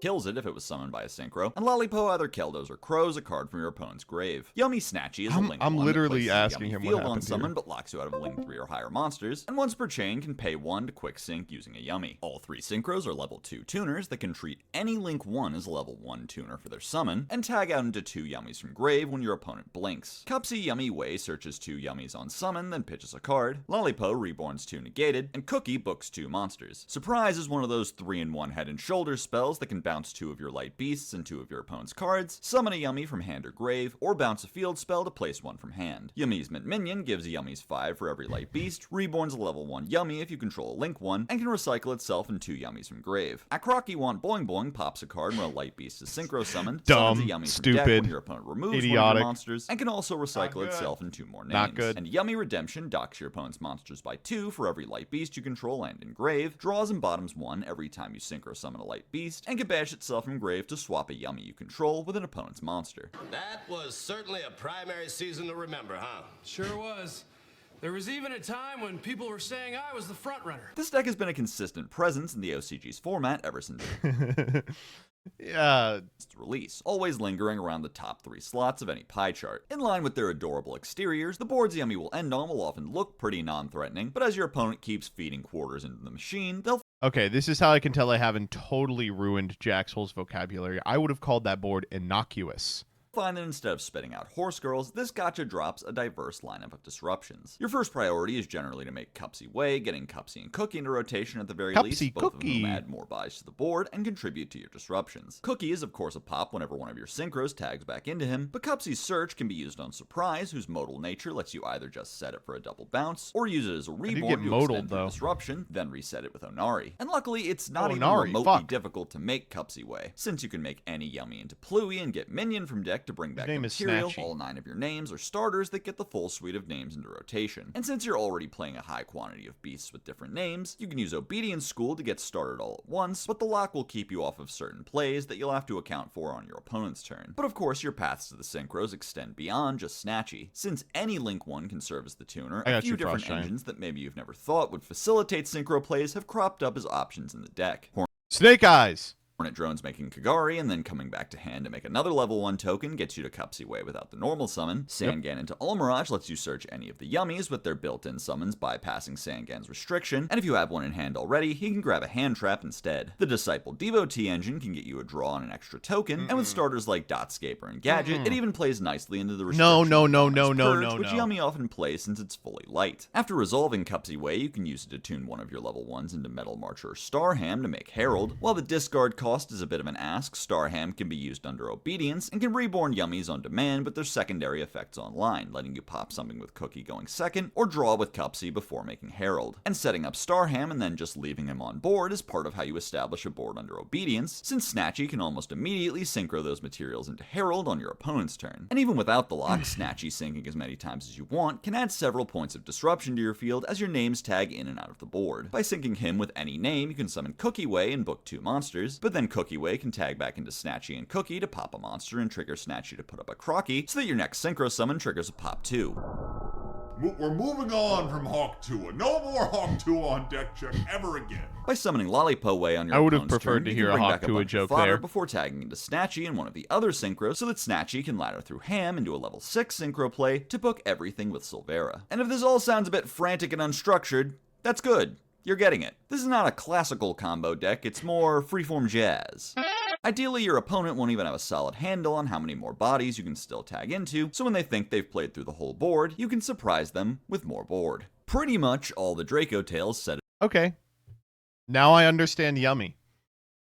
You know, I thought it was going to be a lot more complex. A Draco Tail back row, and then maybe do a second thing when they're used as fusion material. Draco Tail Lucius searches a Draco Tail monster on summon. Malulu can quick fusion a Draco Tail and negates a monster when he's fused. Phimena can discard herself to unrelatedly fusion. Why does Malulu have the tail from hell?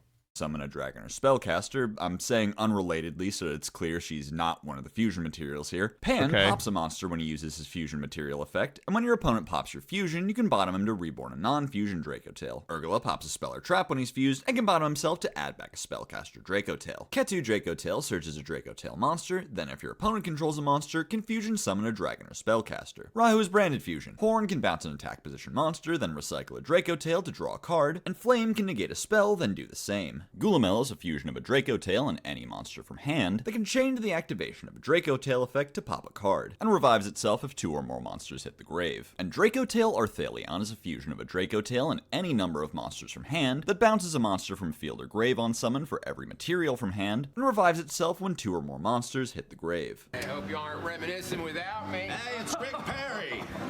Hey, Rick. This is good. It gives us a little insight into Jaxel's mental.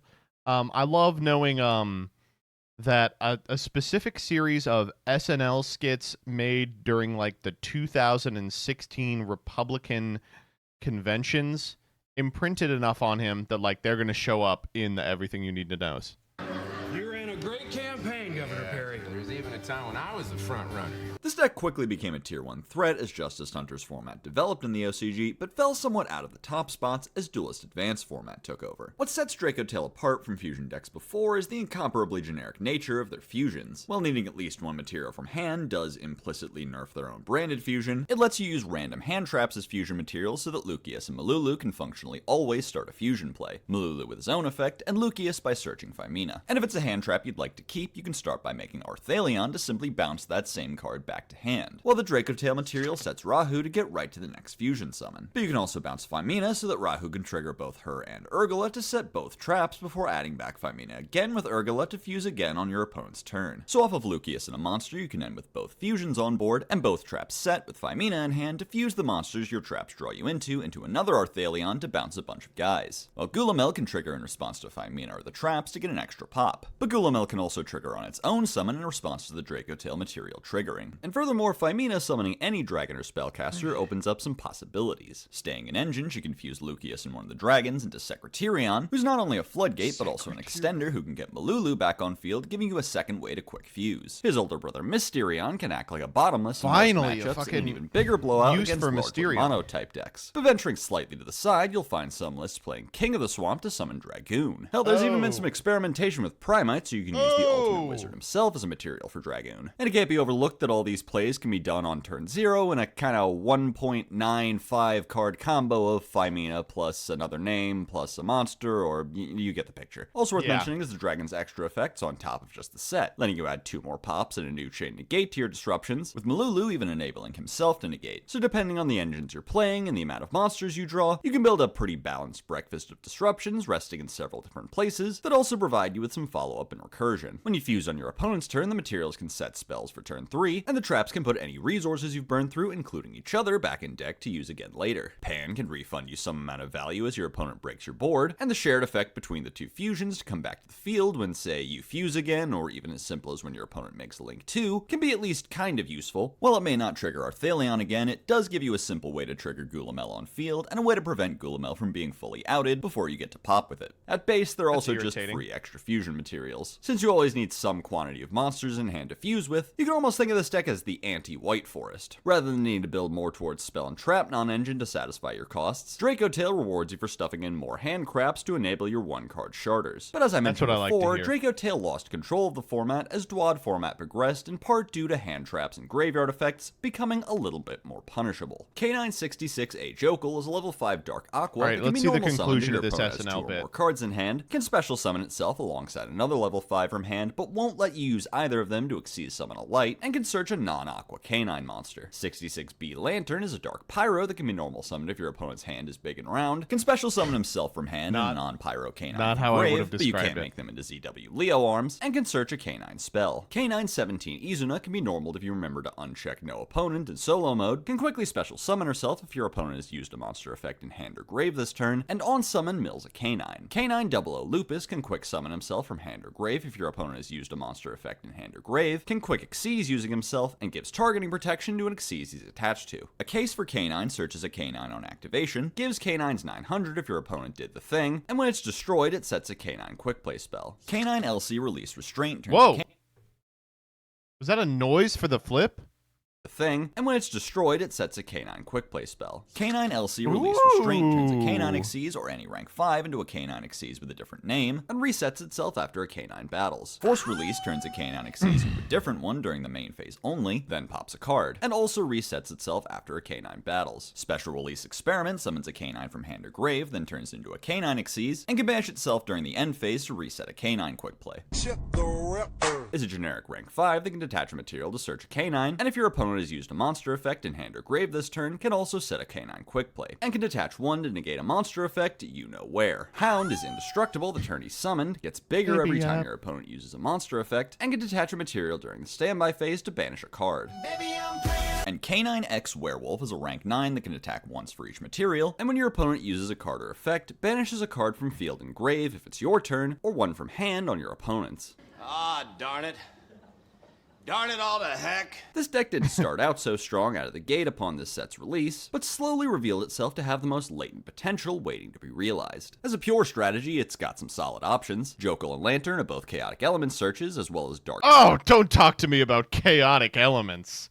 5s you can search with Tachyon by revealing C104, who we'll get back to in a minute. With Has not been reprinted and is currently a $70 card. Jokel on a 5, you can search Lantern and then make Ripper to insulate the remainder of your turn, and then search Izuna. Then with Lantern, you can search Case and make a second rank 5 like Valen or Nash Knight. Nash is a fine enough interruption on its own, being non-targeting, non-destruction removal, but you can also go through Nash Shu Knight to make C104 a monster negate with lots and lots of upside that also on summon can pop Case to search Forced Release. So after using Ripper's negate, you can pop something while going Maroon 5 mode to rip possibly the last card from hand. On the topic of Ripper's negate, it's sort of the antithesis of the recent Omni negate for effects on field trend. Rather than carving out hand traps and floating effects, she zeroes in on them while still having the wiggle room to negate monsters that summon themselves, letting her be a decent enough endboard piece despite being possible to play around. Most notably, she aggressively protects her own search by punishing her opponent with the extra set for even daring to bait out the negate so early. In that same respect, Izuna and Lupus really come alive when your opponent starts interacting. On your opponent's turn, if they break the one rule this deck puts on the game, Izuna can hop out and bring Lupus along with her to quick exceeds with no restrictions, letting you make lights like Vimana or Hound. Hound is a bit unassuming, but with total destruction protection and targeting protection imparted by Lupus, he can be a bit tricky to out for decks like Yummy. And if your opponent fails to get rid of him when the turn rolls back around to you, he can banish a card and get a pretty straight shot at your opponent's face. Meanwhile, on your own turn, if your opponent tries to hand trap you, you can punish them for it hard by summoning Izuna and Lupus and laundering a third material through Quinquiri to make Paradise Smasher, and roughly 92% of the time, lock your opponent out of the game. But Is funny that it is not a 100. on top of just being good at punishing hand traps, perhaps Izuna's most famous use is as a hand trap. On your opponent's turn, as soon as they do something like trigger a Draco Tail to float or use Habakiri to summon, Izuna and Lupus will rush to the scene to disrupt your opponent with any rank 5 you want, like Vimana for a simple monster negate, Valen to take a material out of play, Nash is a removal that on your own turn can make C104 to play into a board, or Ripper is a disruption that also gets you a search when the turn rolls around to you. Even Lupus by himself has the option to jump out on your opponent's turn to make himself into Typhon. And because this turn zero interaction is fairly self-contained, it's actually seen some real amount of play as a hand trap package in other decks. That's sexy. I did not know that. Like if Impulse was actually good. And now that I've successfully weaved us off of Pure, let's get more into the meat of what got K9 off the couch and gainfully employed at the top tables. With its near total lack of restrictions, K9 is highly splashable in decks that have 5s to summon with Jokel. In Pure, Jokel mostly summoned other level 5 extenders like Disablaster and Korrabane, cards that can get on board to make Ripper even if you don't open Jokel. But in a deck like Crystron, it can be used to summon Sylfefnir and Sulfador, cards that otherwise aren't so free to get on board. While these bodies can't be used as material for the light attribute Nova, not needing to lock yourself to machines with Sulfador yet while still getting his double mill gives you tons of room to play with both the K9 and Crystron engines while unlocked and under Ripper's protection. With Sylfefnir, who doesn't really do anything just for getting on board, you can make Riverstormer to search Scrap Recycler as a Crystron starter, Draco Tail as Phymina for a Jokel summon, and generally enjoys the high density of monsters that the engine can add to the deck. But the most prevalent variant we've seen has been Vol. Having Jokel as a way We're not calling this thing Vol. I'm sorry.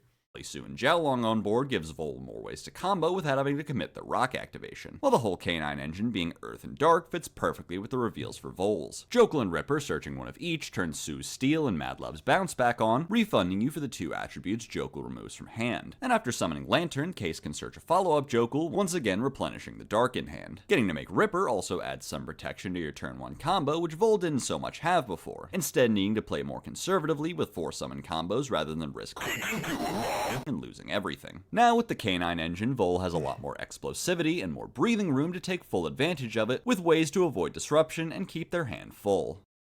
Alright, so where the conclusion paragraph was supposed to be, it just says, I am drunk in Indianapolis, LMFAO.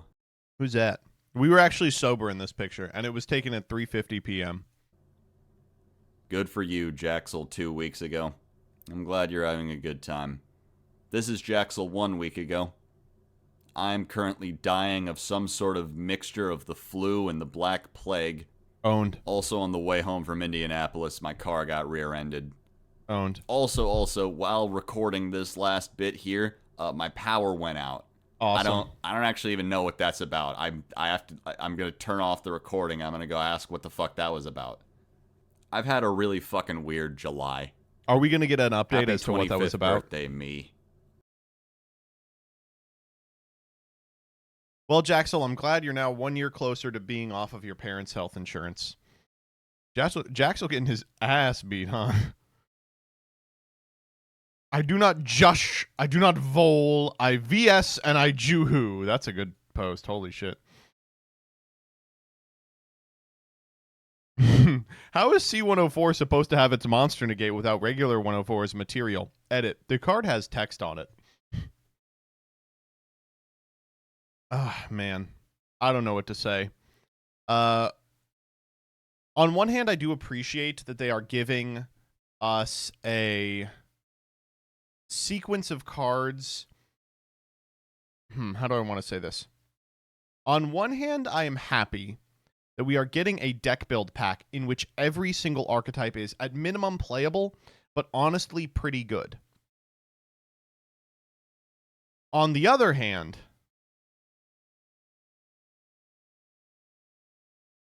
it really sucks that these cards sort of invalidate every other release this year. And as a result, like, no one's able to move any cards that aren't these, right?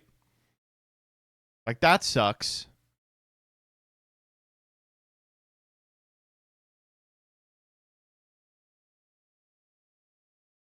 Starting today, we'll be revealing 2 cards every day from this year's 2025 Omega Packs.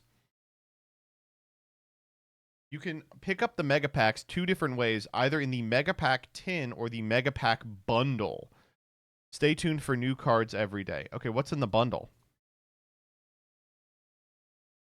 3 packs per box. Wait, what the fuck? Wait, they made a version of the Mega Tin that doesn't require you to have the tin? Hey, that's great. I'm in. I hope there's like a discount on it, like $1 or $2. And it's cheaper. Let's go.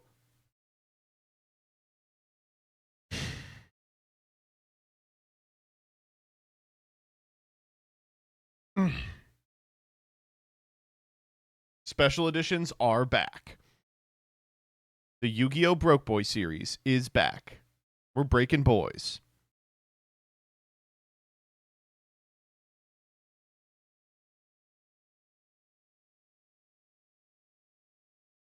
Marcello Barbieri shows up with a briefcase. Here is the thing. Konami made an announcement saying that the next ban list would not be available for a while. But there is also another issue that allegedly there were some YouTubers that made a video about the possibility of a ban list during an event, which obviously caused a sort of crash in the market. Some prices went down, some prices went off, like spike. Many people sold their deck list, and I think in order to avoid more issues during European, they made this announcement. Now, Marshall is showing up with a briefcase. Could it be a couple of things, right? Could it be the possible ban list? Could it be the new prize card? And I hope it's the ban list. We kinda know what's gonna be the new pricing because they got it in Japan, like if we don't get anything different. But it's for sure a huge announcement here. So stay tuned. Watch Nash and Jesse Cotton going over the European WCQ this weekend on Twitch. Stay tuned, brothers and sisters, because this weekend is gonna be absolutely amazing. There was pizza in it. There was pizza in it. Inside was pizza.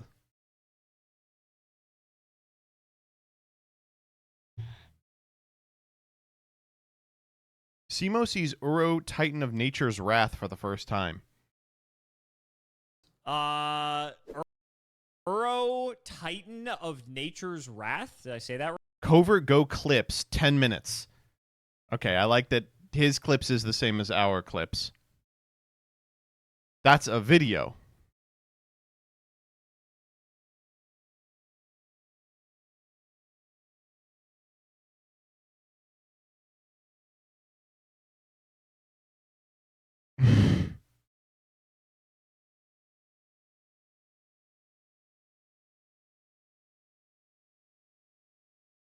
Dog, what is your algorithm doing? This algorithm's great.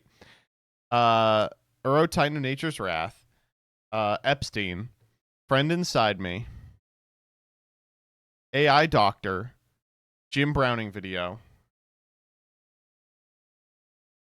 This one looks like a Tony Zarrett post. I didn't know it was real.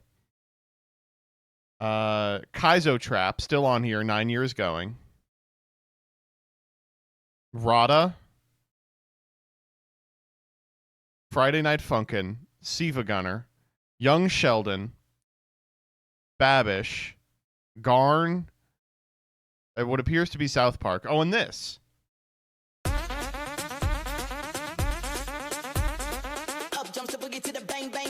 This is the kind of beat to go.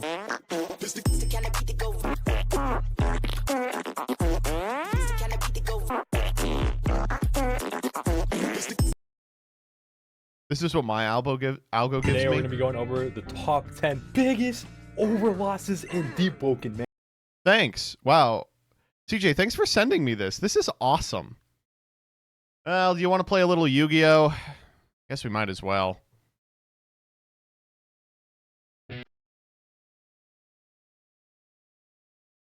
Boy, who buys these Hummers? Look at all these Hummers.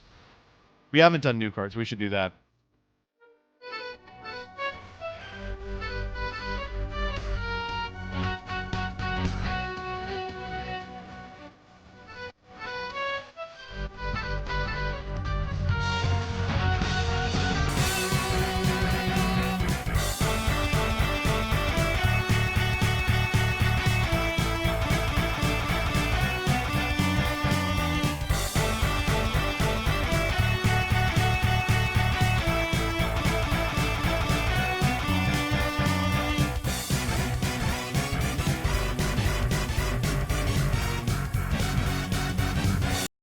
Ugh.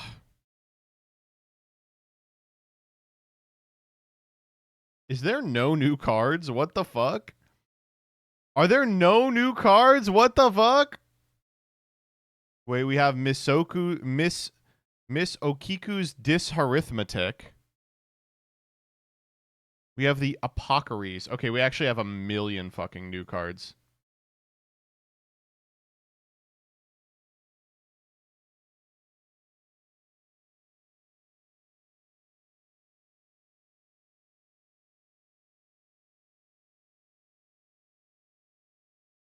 New Dogmatica. All right, ready?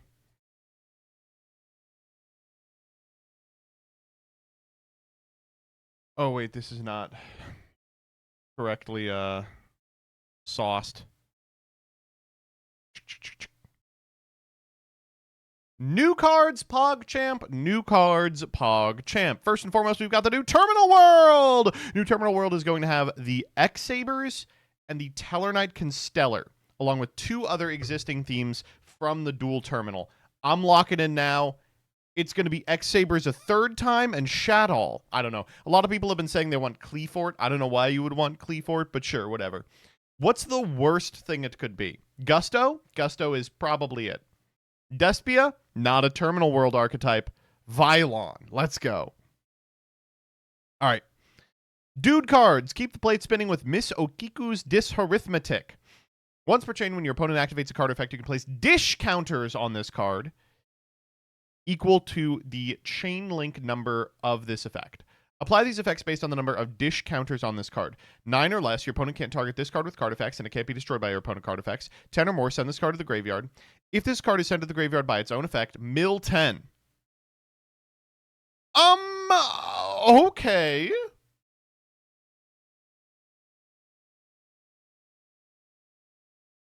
There's maybe a way you can make this funny, but I don't think it's particularly good. It's like, yeah, it takes a lot of setup to get to 10, but of course you could just Needlebug Nest for 5. This would go crazy in tier format. You know, it actually would. It actually would. This thing goes nutty with Royal Rhino with Deceitful Dice. Someday they're going to print enough cards that just automatically add themselves to a chain link that the Chain Strike deck will actually be good. Not using Chain Strike, but the suite of chain link cards from Cyberdark Impact, like What's the one that draws you a card when a chain link of 3 or more resolves? Iris the Earth Mother or something? I love those cards. All right, next up. It's the end of your teeth's days with apocaries. Okay, so this appears to be the episode in every 90s cartoon where they shrink down and go fix something wrong in someone's body.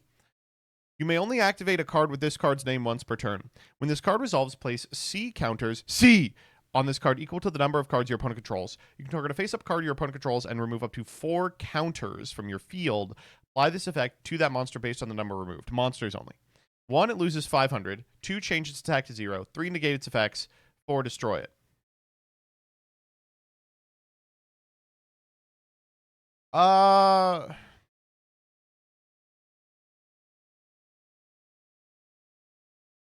Okay.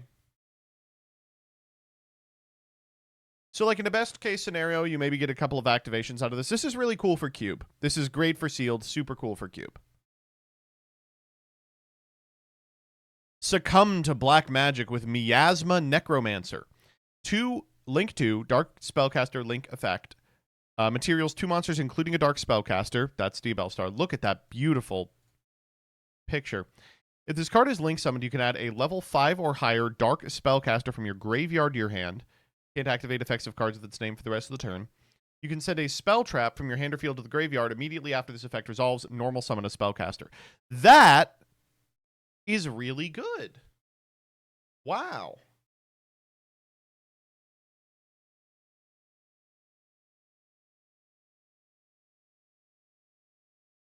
There's some situations where you can make this happen. Yeah, like let me walk you through it. So you go Dia Bellstar, you set OSS, you perform your normal, you make Miasma Necromancer, and then you can send the OSS, shuffle back the normal, which is probably a level 1 snake, and then you get Poplar. That's crazy, right?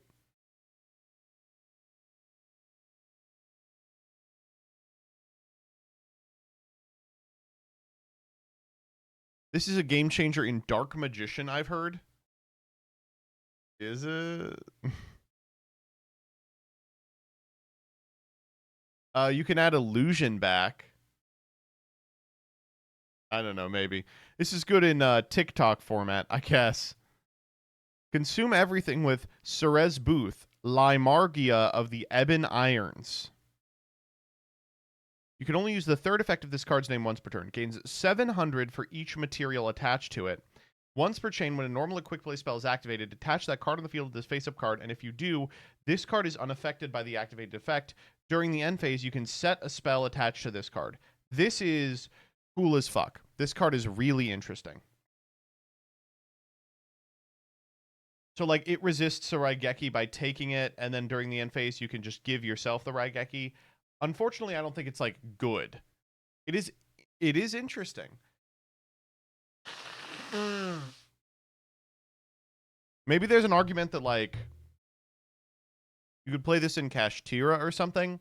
I'm trying to think of the people who make level 7s, but I don't know.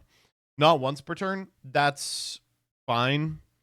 I guess it's really annoying to play against if you're, like, on Striker or something.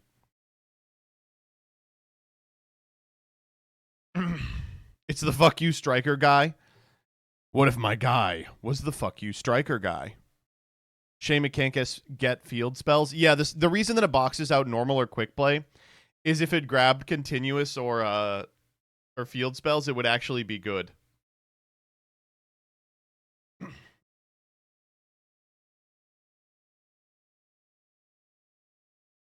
Become a cute girl with Tao Tao the Chanter. I mean, if you insist. You can only use the 2nd effect of this card's name once per turn. If this card battles a monster, neither can be destroyed by that battle. It's illusion. If you take battle or effect damage, special summon a level 3 or higher illusion from your hand or graveyard. Or if you took 2,000 or more damage, you can special summon it from the deck or extra deck instead. Oh, this card is really interesting. This is a card...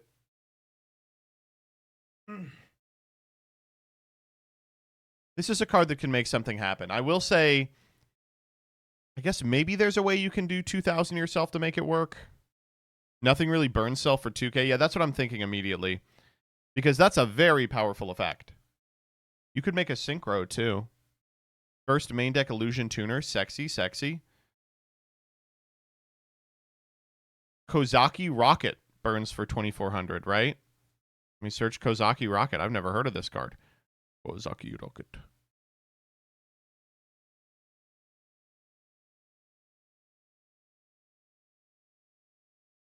Kozaki Robot. I can't read shit.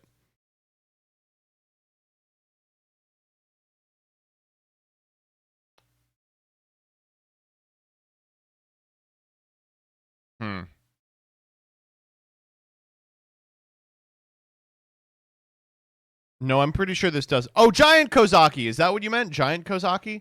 No, this inflicts damage. Wait, does that work? If you take effect damage. Let's go. Let's go.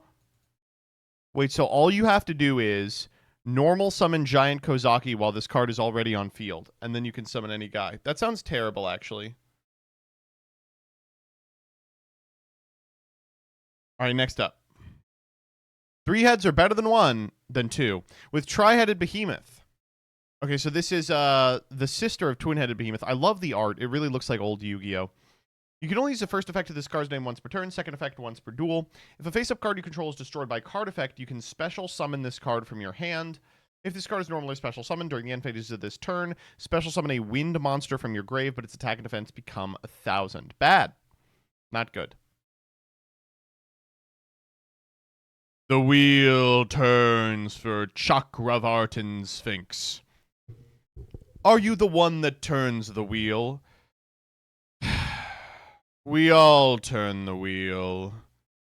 But yes, I am the one who decides in what direction it turns. You can only use the first and second effect of this card's name once per turn. If the battle position of a card is monster is changed, you can banish a spell from your graveyard, special summon this card from your graveyard, who was there when the position changed, or hand, even if not. That's interesting. During your main phase, you can set a Book of Taiyu and or a Book of Moon. And once per turn, if the battle position of another monster is changed, you can target a card on the field, return it to the hand. This card is awesome. What the fuck? This card is baller as fuck. Dog, this is so cool. I'm thinking about it in Pac-Man. I'm thinking about it in Mimighoul. I'm thinking about it in that flip control deck that Second Slash, I think, brought to a dual taining one time. I'm thinking about it in Ninja. I'm thinking about it in Tindangle. I'm thinking about it in Empty Jar. Empty Jar. Cool card. Really cool card. Wow. Yeah, I'm going to be playing with this. I think realistically, I'm just going to be playing it in Empty Jar and losing. I'm thinking about this shit in decks that don't exist. That's true. Kick things up with Varafar, the kick deity. So this guy got banned off Twitch, so he had to move streaming services. When your opponent activates a monster effect on the field that targets a monster you control, or when your monster is targeted for an attack by an opponent's monster, you can special summon this card from your hand, then reveal a card in hand to the opponent. Apply this effect to the opponent's monster based on the type of card revealed. Monster, change it to defense. Spell, its attack becomes doubled. Trap, banish it.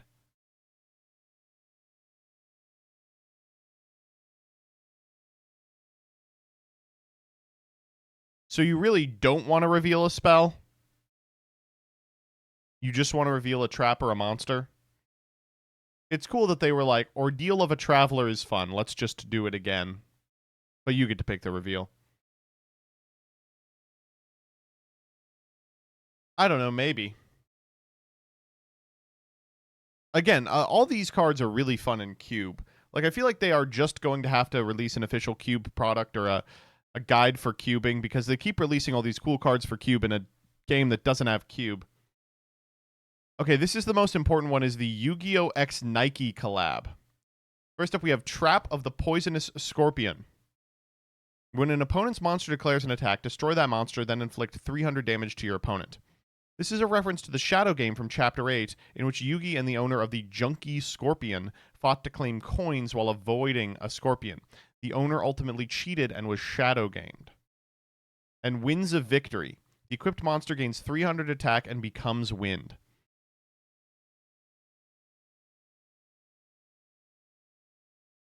All I gotta say is, okay.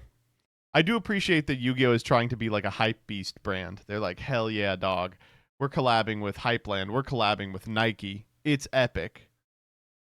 And finally, the one card that actually matters, turn on those that betrayed you with new Dogmatica support. So here's the two new ones. Dogmatica Fleur-de-Lis the Thunderous. This is Fleur-de-Lis after she escapes from... Wait, what the fuck is going on with Fleur-de-Lis in this picture? Wait! Those chains.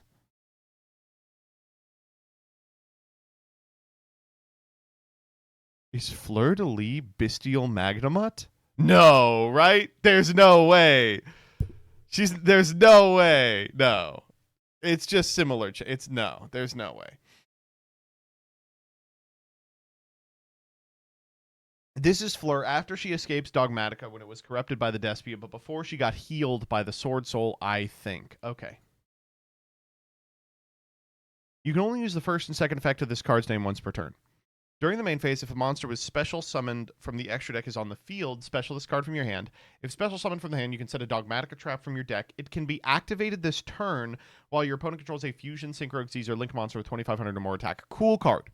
So this is a hand trap. It's a hand trap that sets Dogmatica Punishment. Turn 0. That's nice. And then we have Quadragma Beast. Quadogmatica Beast, Holy Beast of Heresy. Target a monster in your graveyard or banishment. You can't special from the extra deck until the end of your next turn after this card resolves. Send a Dogmatica from your deck or a monster from your extra deck with equal or higher attack to the graveyard. And if you do, special summon the targeted monster. Huh. That card's cool. Wow, this is a nice card. I like this a lot. Unfortunately, I think the best set is Dogmatica Punishment, which cuts you off the extra deck, which really decreases the amount of places that you can actually play this thing. But I'm thinking of like terrible ass decks like Kashtira, Regenesis, True Draco, Monarch, you know, that type of shit. Labyrinth. Oh god, it's quite good in Labyrinth, isn't it?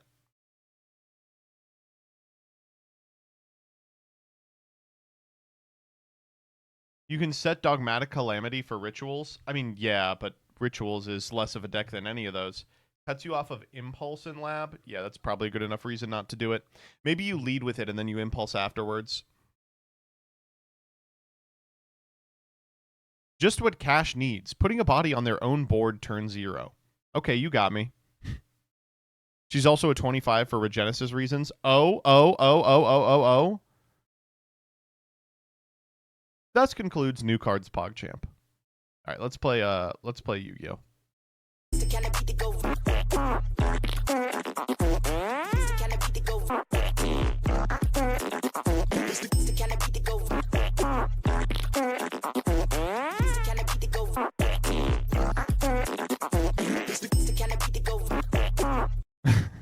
Just play that the entire time. It's kind of beat to go.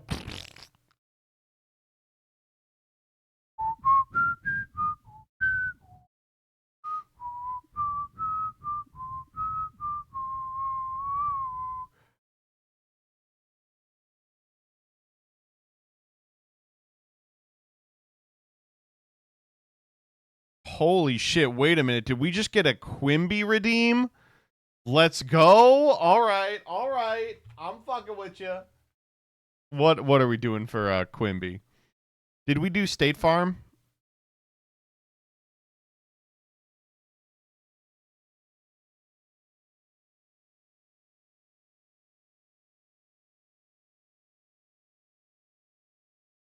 We did Loper Bright, right?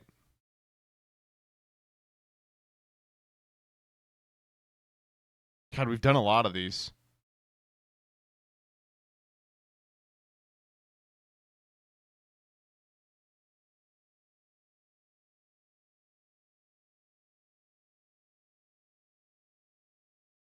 Are you going to lose access to Quimby? I don't think so. A lot of these are about Chevron, and Chevron's just, like, not important anymore, so... we did Biden v. Nebraska, didn't we? This is a good one. I think we did.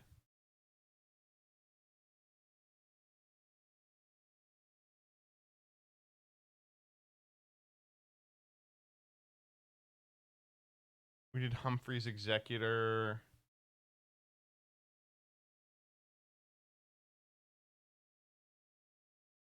We do Overton Park. Overton Park is pretty fun.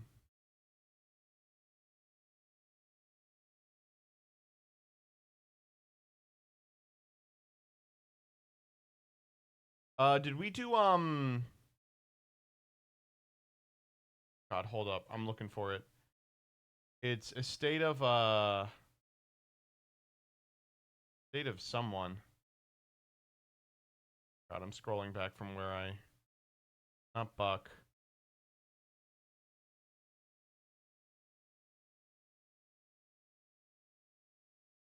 We should do the Jewish one. Let me pull up the Jewish one.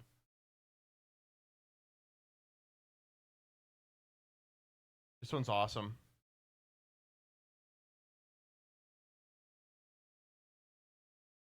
I'm gonna have to scroll very far down though. It's been a while since we looked at it. Hebrew University Association v. Nye. There's two of these. Let me make sure that I'm on the correct one first. Okay, here we go. No, it's not weird that I called it the Jewish one. It's normal, There's actually. No trust. When a grandparent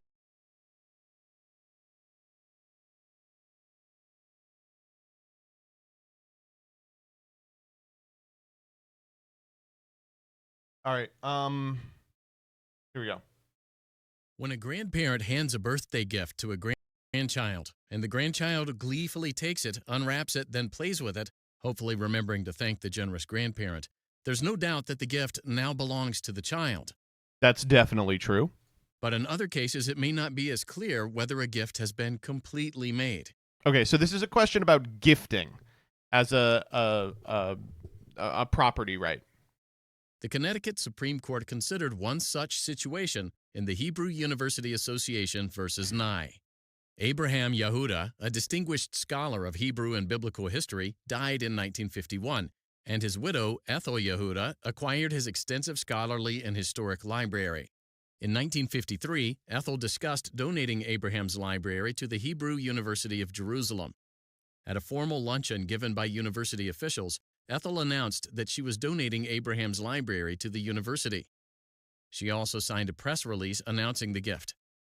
Over the next 2 years, Ethel worked to arrange and catalog the library, including creating some of it for shipment overseas. To be clear, okay, we went a little further in class into the contents of this library. This library contains like books that shouldn't exist. Like they have like a signed copy of the Bible by Jesus. Like this shit, it was very rare books in here. The crates weren't labeled. When approached about donating some of Abraham's books to others, Ethel replied that Abraham's library belonged to the university. In September 1954, Ethel wrote to the university's president that she was shipping the library to the university. What do you think happens next? I'll give you a hint. It wouldn't be a video if the thing that happens next hadn't happened. You all know what happens next. Every wills, trusts, and estates problem ever. Ethel died in March 1955. That's how it always goes, baby. Having shipped none of Abraham's library to the university. Ethel left a will establishing a charitable foundation in Israel and leaving the bulk of her estate to that foundation. The university sued George Nye, the executor of Ethel's estate, seeking a declaratory judgment that Abraham's library belonged to the university. The trial court ruled that Ethel's university luncheon announcement constituted her creation of a trust for the university's benefit. Nye appealed to the Connecticut Supreme Court. The court considered whether a person who expresses donative intent but doesn't express the intent to hold property in trust for the recipient, nevertheless holds the property in trust for the intended recipient. Typo in the problem, by the way. That should be holds, not hold. All right, so here's the question. It's a trusts question. It is, okay, so she didn't create a trust which was intended to hold the property for the recipient that would be, sort of disseminated upon her death. But does her donative intent create a trust kind of implicitly? So what I'm going to ask you is, who get books? If you think that the university gets the books in this situation because she was like, I'm giving it to the university, I'm giving it to the university, I'm giving it to the university, you're picking university. If you think that's not enough, you're clicking state. And I'm going to give you 1 minute on this one. I think this is still legally not a contract. This is not a contracts question. This is a trusts question. Wait, that... Okay, it's kind of a contracts question. It's up to Abraham since he's still alive. He's dead. Was there any written intention of giving it to the university? She sent a letter to the university saying, I am shipping it to you.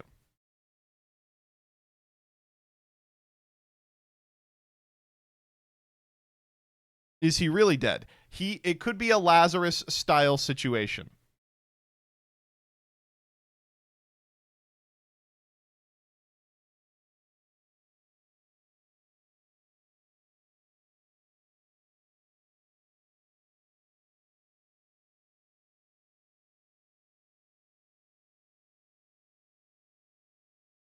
All right, here we go. The court answered no, that a donor who doesn't communicate and express intent to hold property in trust for the recipient doesn't hold the property in trust for the intended recipient, even if the donor expresses the intent to donate to that recipient. Justice King, writing for the court, explained that a person choosing to donate or make a gift to another during the donor's lifetime may accomplish the gift one of two ways.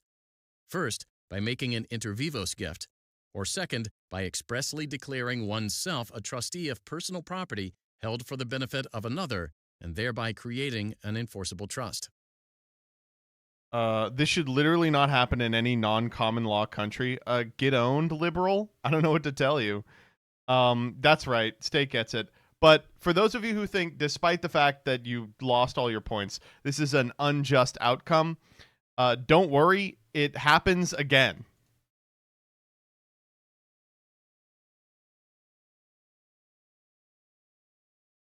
This is the follow-up case. Found that delivering an inter vivos gift is a gift of personal property that's made during they the go donor's back lifetime. to the court. For a gift to be effective, it must be University Association versus an extensive line of other prominent people, including Israel's president. At the luncheon, Ethel important books and documents. The next day, Ethel approved a press release stating that she'd gifted the library to the university. Belonged to her anymore. So the question, they go back and they go, we actually have a new legal paradigm we're going to test here, which is rather than she made an enforceable trust that would get her shit to the library, it was actually an inter vivos gift, a gift made during her lifetime, and for that reason However, they get it. Ethel died before Ethel's will created a charitable foundation in Israel. The will directed that Ethel's estate be liquidated and used to pay her final debts and expenses, with the remainder going to the foundation. The university sued George Nye, the executor of Ethel's He's wearing estate, a different coat in seeking this a one. declaratory judgment that the library belonged to the university. The trial court ruled for the university, holding that Ethel's announcement at the luncheon constituted a declaration to hold the library in trust for the university. The Connecticut Supreme Court reversed and remanded the case for a new trial. Yep, so this is new trial. On remand following a trial, the trial court issued its decision. The court addressed whether an inter vivos gift is valid without actual delivery if manual delivery is impractical and the donor's actions are equivalent to actual delivery under the circumstances. The court answered yes, All right. holding that an inter. So the good news is they got the books. The good news is that they got the books. That they got the books. They were like, okay, this was an Intervivos gift. One of the qualifications for an Intervivos gift is delivery. Like, you have to actually give the thing to someone. But she had set up shipping before she died, and the gift was 1 million pounds of books. So she could just hand it to them. Vivos gift is valid without actual delivery if manual delivery is impractical and the donor's actions are equivalent to actual delivery under the circumstances. Oh, okay. So that's good news for them, but bad news for everyone who voted for points.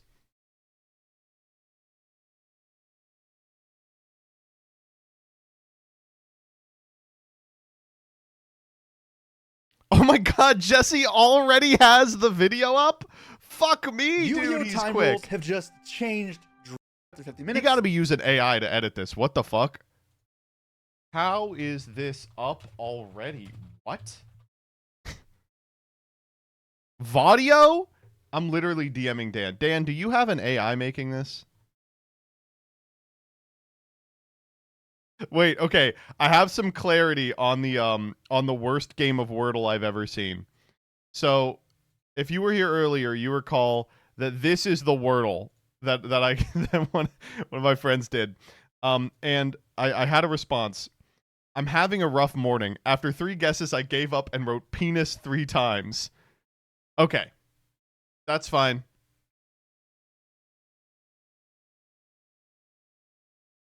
That's valid.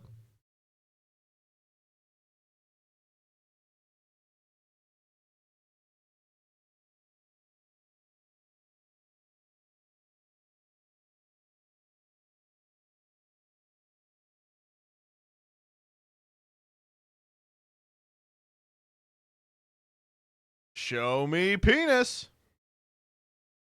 I don't give a fuck about the new time rules. Play faster and stop bitching.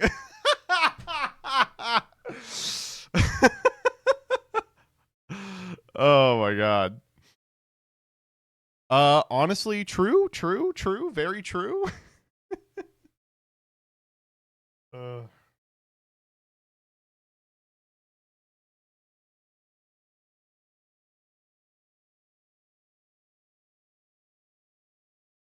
Wait, why does Kevin have a check mark? Has he always had a check mark?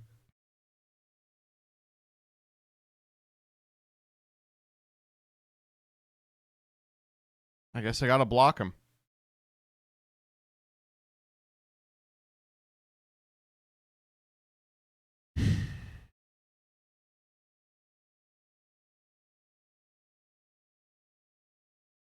He's a huge fan of Super Grok. Me too. Yeah, babe. That glasses and rugged beard is so sexy. All right, you all have distracted me for long enough. Let's play Yu-Gi-Oh. No Saga today? No, Doug's missing.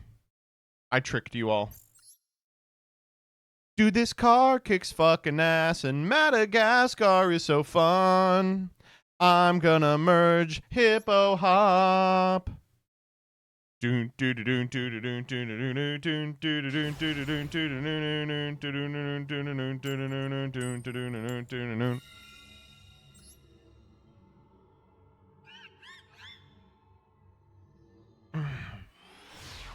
Jesse react? Wait, yeah, let's do a Jesse react. All right, we'll play one game, then we'll do Jesse react. Please have Maxi. I'm going to send Sting on the understanding they have Maxi. They never have Maxi when I open this stupid-ass card. They never have... I don't think I've ever gotten to use it against Maxi.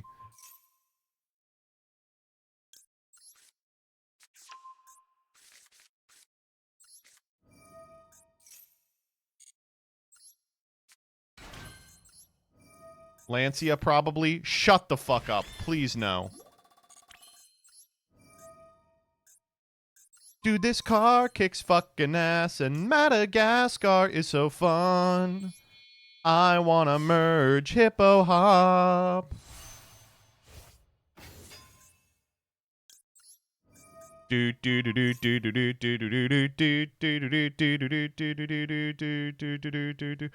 Because we sent Sting here, we'll go Arbalest.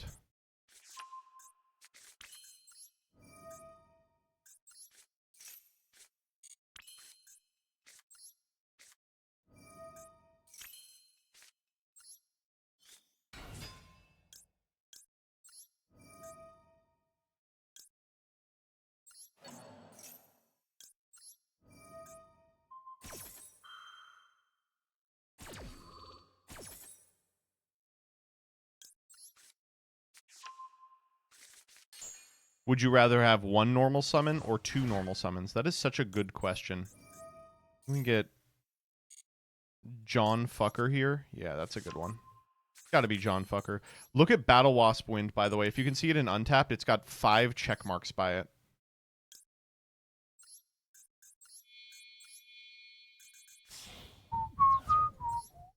We send B-Gram here, I think. We send B-Gram?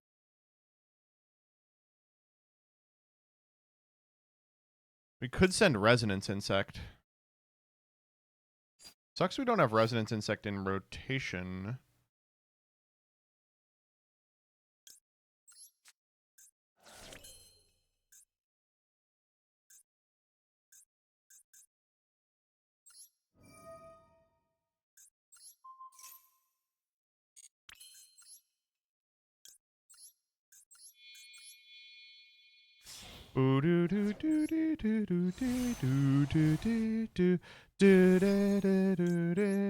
Six triggers. Oh! They've got something. Nibiru? It's a late Nibiru. I just put a Dark Engrave, so it's definitely a Bestial.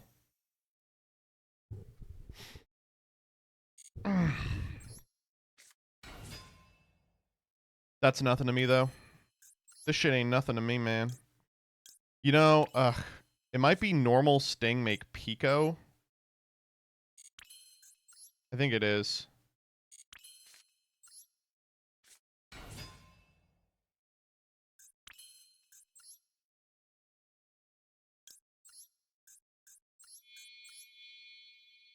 Yeah, because we can pitch the rapier.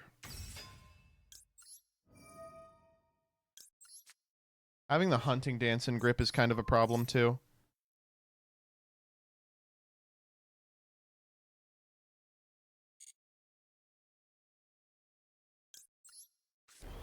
Curious to see what this deck ends on. You're gonna have to remain curious. Is this all 3? Shuffle them into the graveyard, into the deck, then draw a card. So if this fails to shuffle, do I draw the card? If it misses one?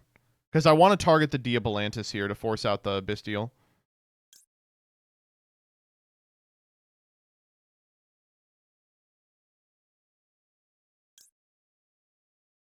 If it misses one, it still draws. I'm in.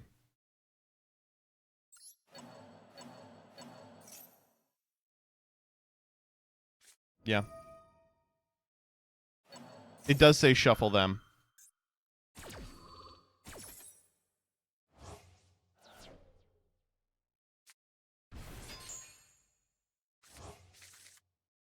Okay, did not need that. Now we go... We can't go Mantis Monk here. This is a good get regardless.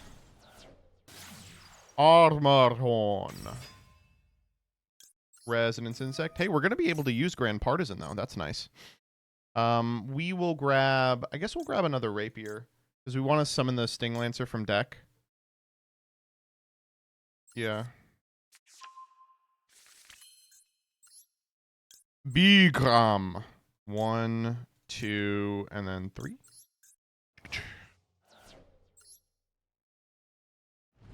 Rapier is a UR. It is. They said, Joseph, you are going to have to pay through the fucking nose.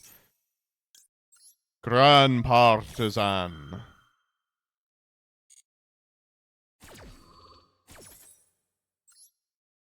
Let's pop the Serenir, see if they're unbranded.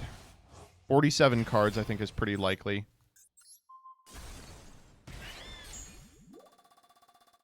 We'll bin the Goki Pole here. Goki Pole trigger. Oh, they're not. Oh, maybe they are.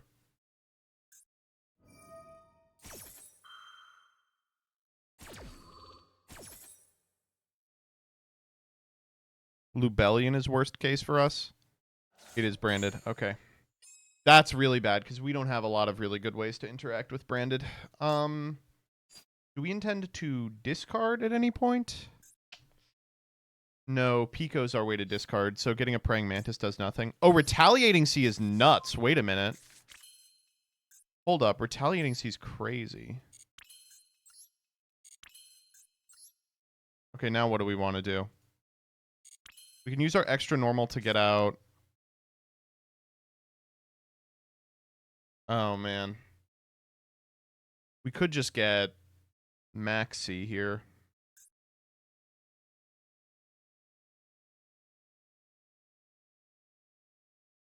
Is Retaliating better than Maxi? I think Retaliating is better than Maxi in this deck, though, is the problem.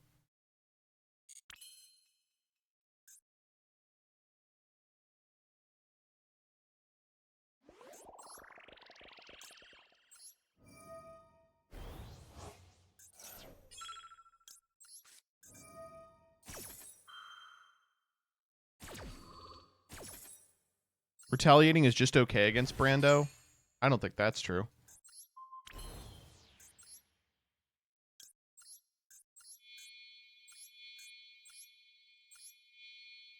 Not using my extra normal because we're out of cool stuff to normal. Invincible Atlas. We'll go grab the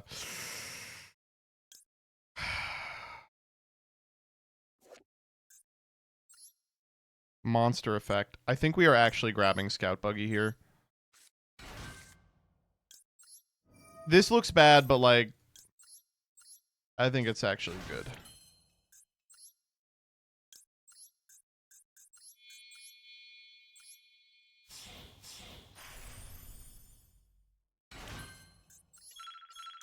God, we are running out of time. Running out of time. Running out of time.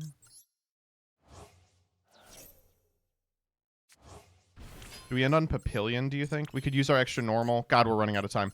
Let's just end on Papillion. Papillion for Sting Lancer. This looks crappy, but like we are playing around having a specific suite of shit in our grip. Man, I hate that every single game I'm like so close to time. There's so many other avenues you could take every end board here.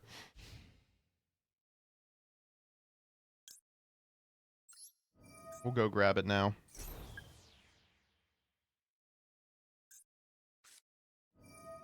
Called by targeting the Sting. Targeting the Grand Partisan. That's okay. He was not the guy I was going to go get. Wow, that's like a really weak called by, and you're going to look like a dingle dork when I droll your ass.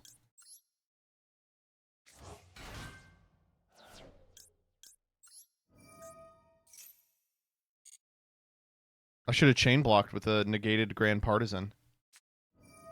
I get to Ash here? Holy shit. That does nothing, of course.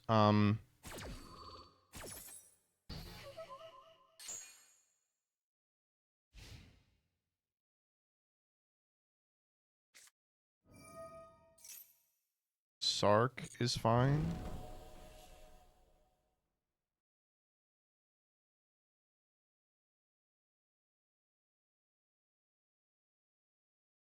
They go McCourier here, grab a guy. This is like the easiest stroll and lock of my life.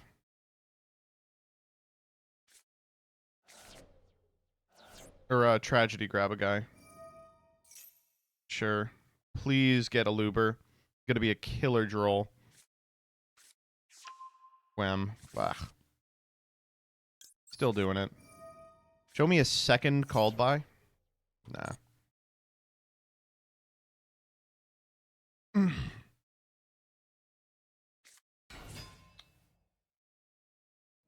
Quem effect. Send a Fallen of Albazar card that mentions it to your grave. I think this is a pretty easy Cicada King. I almost want to use the Sting here. Yeah. Damn, we didn't even have to Retaliating Sea. Alright, let's watch the Jesse video.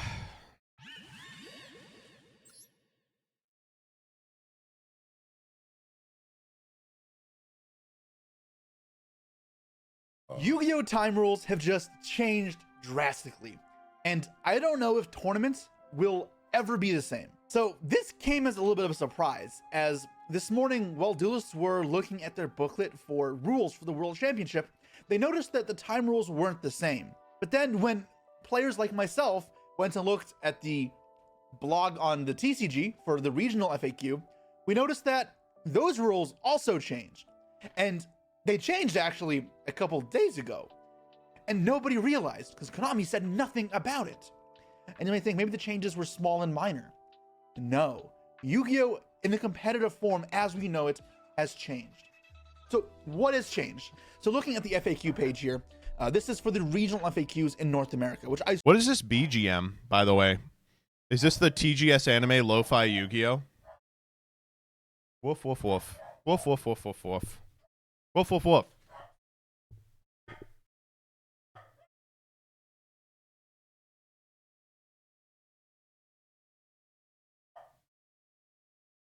What is she woofing about? There's literally nothing happening. All right, I guess I'll go check.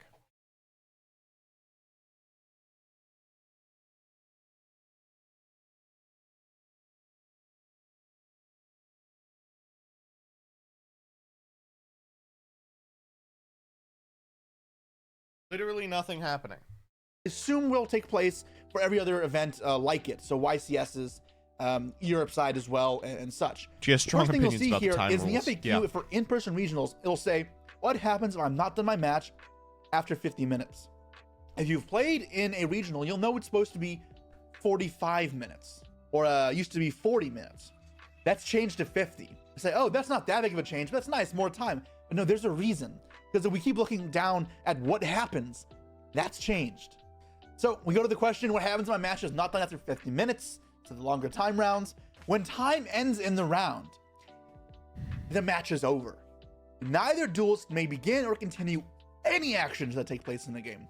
If you're in the battle phase, you've not finished the phase, game over. But life points don't matter either. If time expires and the match is not finished, it is a double loss. So you were up 1-0 in the match, but time is called, you both lose. The match is considered finished when one of its duels has 2 wins or other duels has 2 losses. So that is the same as before. Okay, all right. Yep.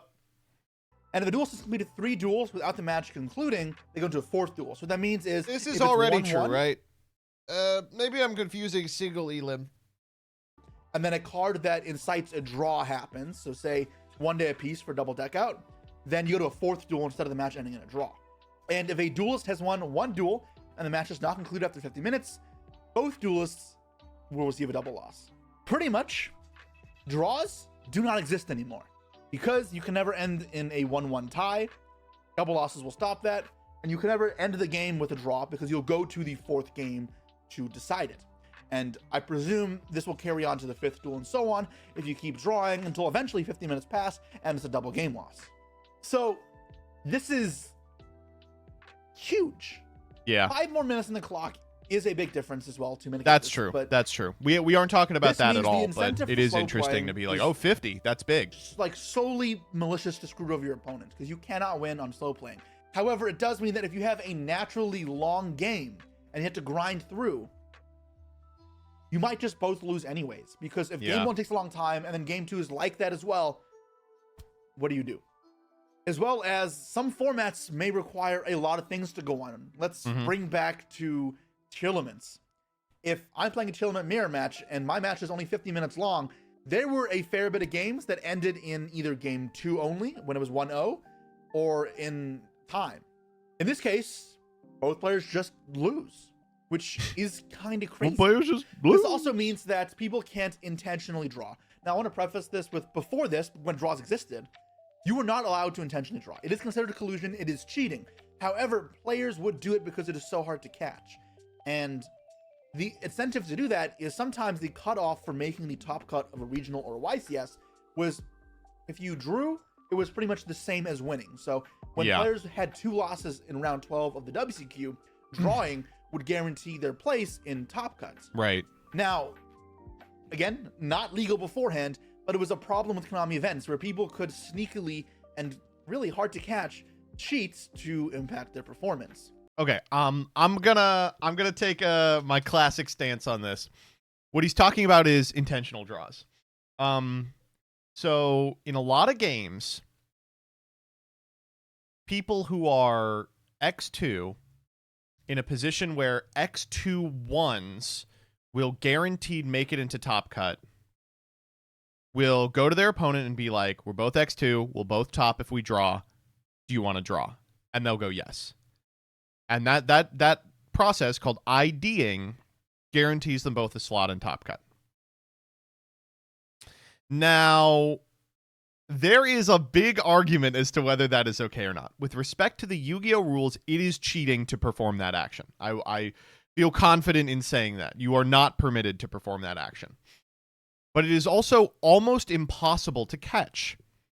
Because how can you, as a judge who has not been watching the game, determine if a draw happened legitimately or not? In Magic the Gathering, for instance, intentional draws are allowed. And the argument that they have is not whether ID should be allowed, but if double ID should be allowed. Like if you're running hot on a Pro Tour and you're like 5-2, should you be allowed to scoop 2 games to intentional draws to go 5-2-2 and clear into top cut?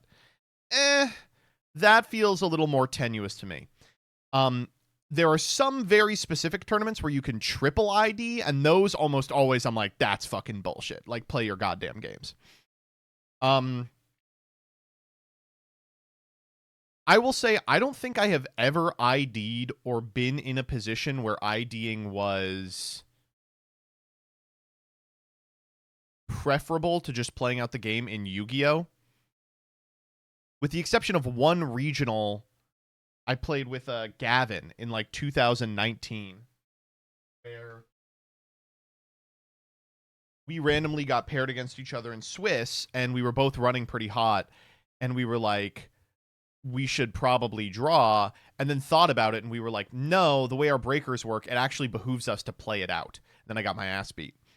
For people who are like, this gets people who shouldn't be in Top Cut, there's an argument it doesn't even, because if someone is taking their last loss in the last round of Swiss before Top Cut, they are one of the likely candidates to bubble in to Top Cut. But I will admit that definitely there are some people who were X2-1 prior to this round that will be pushed out to someone taking their draw in the final round from an ID. That's certainly true. You know. This rule does stop that. That is true. Which is great. And while that is a great it's great upside, if you dislike again, IDs. it's not without downsides. Beyond just some games may take a long time, and games that would have really interesting natural conclusions now having anticlimactic ones, there's also the fact that people can kind of hold others hostage in phases similar to the way they did before, but now it's even harder to maneuver around it, right? Because before, you were just screaming to the next phase, you could play the phase uninterrupted. Now, if you start comboing in, say, the battle phase or the main phase, it is way harder for the turn player to actually try and end the duel. And they have to actually end the duel, not just burn a little damage.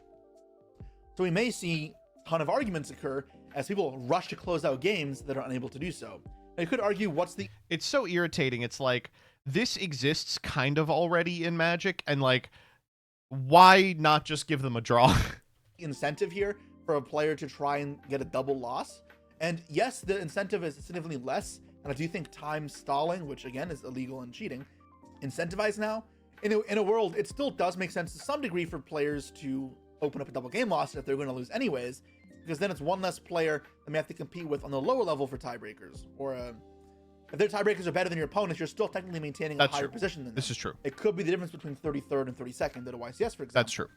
It's not completely without flaw. Again, I just want to advocate, this is not allowed. It is technically cheating. Not technically, it is cheating, and you should not do it. If you get caught, you will get banned, and deservedly so. This is part of a larger discussion about if IDs are an ethical action. But it's not a discussion of if they're legal in Yu-Gi-Oh! They're not. But players still do stuff, and you want to make the rules encourage a way where cheating just isn't possible. So it's still a little rough from that perspective. As of right now, this FAQ hasn't been posted onto. If you want to look about how it want an understanding of how it might look in Yu-Gi-Oh, the ARGs permitted intentional draws, so they also permitted 2-round buys. So what ended up happening at a lot of ARGs is like a player with tops to their name would show up, have a 2-round buy, play 3 rounds of Swiss, go 3-0, end 5-0, and then be like harassing their next 2 opponents to give them the draw so they could make it into top cut. There were situations where you just had to show up as a pro and go 2-1 to top an ARG. YCS events. For this reason. So we don't know if this will Wow, pertain sub to the goal. next YCS, which will be Vancouver, or even if at all to Yeah, we'll do Stoat stream. But we do know it will be in regionals. It's also only in North America at the moment, and I think Latin America as well because they're run by the same division, but we'll probably see this adapt over to other regions as well. We just technically aren't sure if Europe will follow this. But this does seem the way that things will be going. And it's hard to say that this is all for good. I do think that's this fucked, is... but the 2 free wins are kind of bullshit anyway. Personally, I think the fucked part of that equation is the 2-round buy. Isn't necessarily the double ID. It's the 2-round buy. Overall, a good change. Getting rid of draws will mean that people can't do collusion as much. It will mean that there's less, even if not zero, slow play intentionally for the sake of cheating. Now, there are a few other implications with this change. For one, it's tournaments should end faster. I don't know if this will be accurate. They won't. Because 5 extra minutes are into the clock for every round. So for a regional or YCS, this is adding about 45 minutes to the day. And then you're still going to have to deal with the same end-around judge calls. My opponent's slow playing, they're not playing fast enough. That happens with the end-of-phase stuff right now. In reality, the end-of-phase rule we have now doesn't add that much time in actually completing the phase. That's true. Because that one phase really shouldn't take that long. It's all the judge calls that occur that really extend the tournament. So with 5 extra minutes on the clock and the judge calls presumably still happening, I don't know if this will actually speed up the tournaments. But I don't know if that's an incentive here besides this or behind this rule change. The other big implication here is if you want to be good at Yu-Gi-Oh! And really thrive in these metagames, practice will matter more, as well as knowing when to concede will matter more. Because even for myself, I can pick up decks very quickly, but sometimes I'll be learning as I'm playing the tournament. And if that happens, my first few rounds, I will be slower. Still won't go to time every round, don't get me wrong, but it does mean that I'm moving at a slower pace than I would if I were, say, an expert with the deck. Right. Which is a shame because then may also harshly impact my opponents, as well as impede on my own ability to succeed. And then having good knowledge of the format is also useful for knowing when a game is lost and to concede early. If you don't just concede early, you may be jeopardizing your own ability to win. Because even if you're able to win game 2, but now there's only 5 minutes on the clock, all you're doing is screwing over your opponent. You can't win anymore. And that's a harsh reality that players will have to learn the hard way in Yu-Gi-Oh! Yeah, to be clear, this is going to precipitate a lot of really bad situations socially. A lot of situations where your opponent is playing a deck with cards you're unfamiliar with. A lot of situations where I like to do this, a lot of the time an opponent will play a card that I know. Like, I know this fucking card inside and out. But it takes no time. I'm just going to pick it up real quick and make sure I have the wording exactly correct. Now, suddenly my opponent's going to be massively suspect. They're going to be like, why are you reading that card? I'll be like, they'll be like, what are you trying to do? Or like, if my opponent is playing a deck full of cards I'm not familiar with and I have to read every one, they're going to be like, can you please just hurry up? Like, you're jeopardizing my ability to finish this game.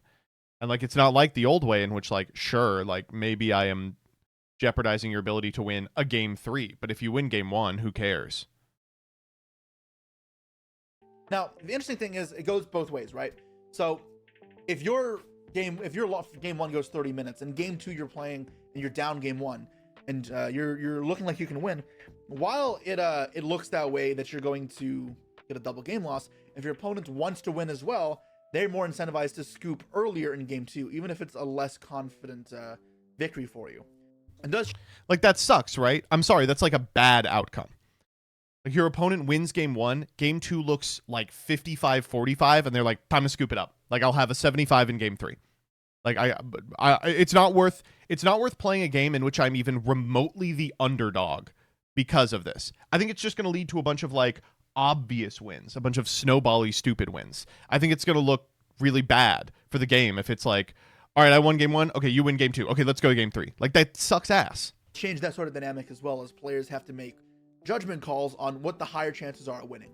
One more thing to quickly note is that now if you are ever considering playing an event with an off-the-wall sort of rogue strategy, you now have to debate if it's even feasible to win matches. Because it used to be like your argument for playing a non-meta strategy would be in part, my opponents aren't going to interact with it optimally. They're not going to understand, like, you should be negating the super mech Quantal Fairy Alfan. You should be contesting the field spell. They're not going to know that shit. So I'll get away with some stuff that I wouldn't be able to otherwise. Now, they may still play non-optimally, but they also will take a long time to do so, which will just cause you to get a bunch of double match losses. Because your opponents understandably may have to read a lot of your cards. And if that's going to happen, you can't call in a judge on the opponent for slow play. But at the same time, it may just result in double losses. For example, when I played my Crystal Beast deck at YCS King Kun, and I made top cut at that, I went to game 3 maybe once or twice the entire tournament. I would win matches 1-0, or... And to be clear, there's another thing here that people aren't understanding, which is this is going to be a real problem when you sit down next to someone who does not speak the same language as you. So this is less of a problem in America because we all speak American. But like the Latin American WCQs, a lot of times there is a language barrier. The European WCQs, is frequently a language barrier. Now, that is going to totally fuck up the entire event. And thankfully, this has not been disseminated for EU yet. There's a possibility they're just like, okay, EU has too many languages spoken that we can't do this. But at present, I mean, if it is, it's a fucking disaster. 2-0. It was kind of incredible because my combos took a long time already. And the fact that I played so many cards my opponent had never seen before meant that every game took a long time. And did he have them in cannot Spanish? Do that in with these rules. So that may be more of an exception because it's both confusing, new, or different and long. But it means that decks that have that similar sort of trait, like if you want to play a Valence deck, for example, you're gonna have the same sort of problem where you may just not feasibly be able to enter big tournaments with them unless or until they become meta, which is a very abnormal dynamic of the game. Now, one last thing I would like to add as we talk about changes here. The last time time rules were changed to this degree, where, wait, I just realized I see my name here. That's hilarious. The perk of winning the UDS concluded after the W25. Only duelist who won the UDS championship, Jesse Cotton. Only Jesse Cotton. That's awesome. I'm on the FAQ. I'm sorry. I swear that wasn't planned. I just saw my name on there and got confused for a second and lost train of thought. The last time there was a huge change in time rules, it was 2018, and the first event was YCS Secaucus 2018. If you were at that event, you remember it did not run faster. And exact same. I mean, I remember people being like, they'll revert the time rules back because it didn't have the intended effect. Obviously, that didn't happen. There were a ton of disqualifications for players playing with malicious intent. Yep. Anytime there's a change in rules, you'll find people try to abuse stuff. Again, I really do not want to advocate for this. But being aware of what could happen helps you prevent it as well, as being more diligent. So these first few tournaments with the new rules, expect them to be longer, expect judges to be a lot more sharply focused as well, and you should be as well. Be prepared to call a judge if something's uncomfortable, pace of play, or even just not understanding how anything works, because there really isn't much downside in doing that. If you feel like you got an inappropriate time extension, it matters now more than ever. Feel free to appeal. There really isn't much downside to it. And then this applies to all things, right? If you have a question for rulings and such, I've seen people are scared to call judges or they're scared their opponent will think less of them because of that. Don't. Yeah, do want to stress this. You always need to be calling a judge. You should go into an event expecting to make like 4 or 5 judge calls over the course of the event. Like, call a judge for everything and everything. Or anything and everything. Well worth your time. And it prevents you from getting into a position where you do make a judge call and you're like, my opponent was slow playing earlier in the match, and they say, why didn't you call me then? That said, nothing's going to prepare judges for this. Nothing that Konami does is going to prepare judges for that. Freeze play, take no further actions, and please determine who is the winner, or if you're receiving a double loss, Judge. Half of them are going to be like, my opponent is still taking actions. Half of them are going to be like, my opponent offered me to change the outcome of a game. By the way, that's going to happen a lot, by the way. I've been saying it the whole time, but a lot of the time, the game's going to finish, and your opponent's going to go, all right, well, we're taking a double loss on this. Do you want to just give me the game, or should I give you the game, or whatever? Someone's going to go, Judge, my opponent is attempting to circumvent the outcome of the duel by proposing a contract. And the judge is going to go, all right, that's a DQ. Please never be afraid to call a judge or be afraid to appeal. I think this rule change is not perfect, but it probably is a step in the right direction because it does fix some problems that have existed within competitive Yu-Gi-Oh! I'm excited to see how it plays out over the next few weeks and then for the rest of the time, and also how it is actually fully implemented and adapted across every single level of playing the game. Because again, it just says yeah, here, me too. Before it said in tournament or in-person regionals, which is really just one section of the tournament and worlds for whatever reason. Times are changing, and I'm ready for it. Let me know what you guys think. I'm very curious about it. I know this is going to be a conflicted debate and a heated one, but that doesn't mean necessarily is good or bad. It just means that there's a lot of things going on. So again, let's have a reasonable and polite discussions in the comments below, as well as I'll see you guys all next time. Peace. Bringing a bottle of Pepsi to every game and saying, Judge, my opponent offered me head and a Pepsi to change the result of the duel. That's a funny bit. Also a lie.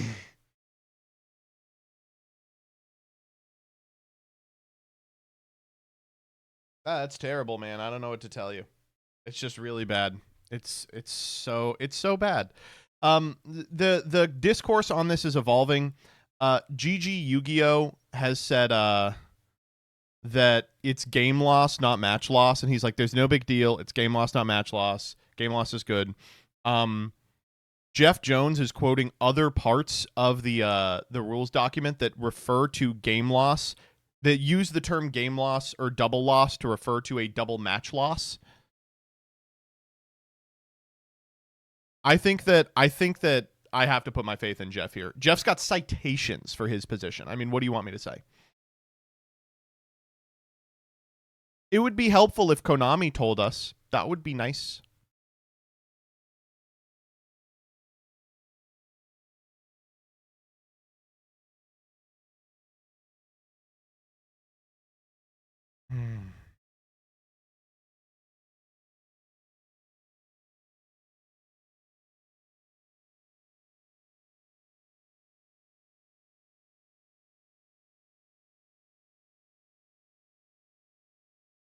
At least we know there's no ban list for a few months, right?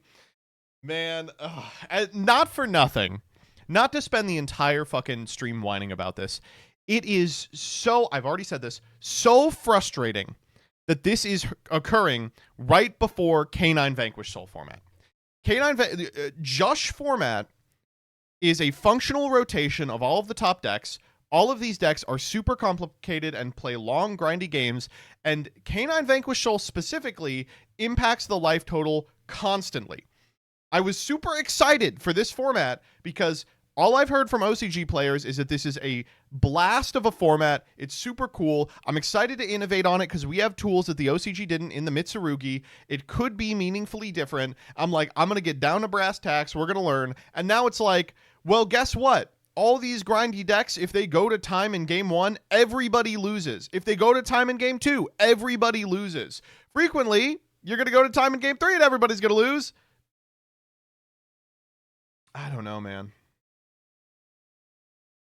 MBT Yu-Gi-Oh has no rotation. So true. Oh, wait, we just got a post. Wait, we just got a fucking post? Are you kidding me? Oh my god! Are you for real? A 6-year-old boy is floating away in a hot air balloon? Wait, is this true?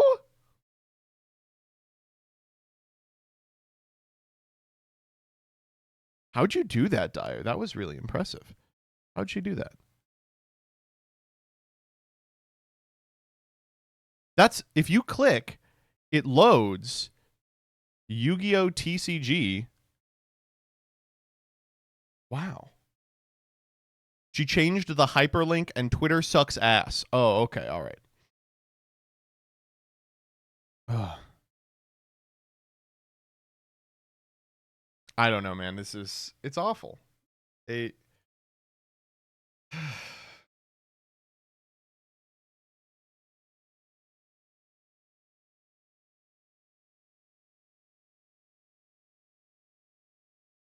battery level 1710 AM. From a TEP device.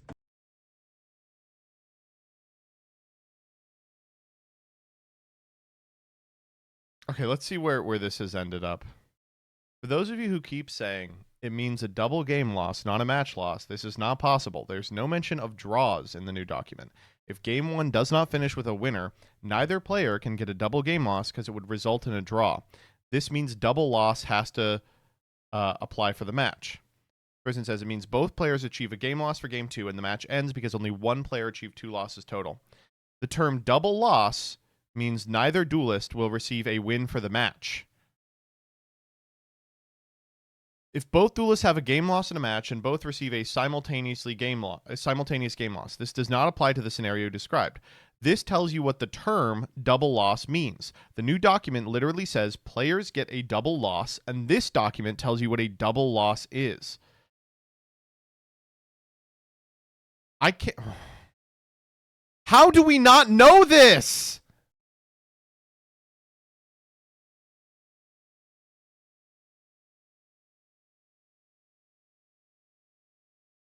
From what is coming out of the judges' lounge, they are saying it is a double game loss.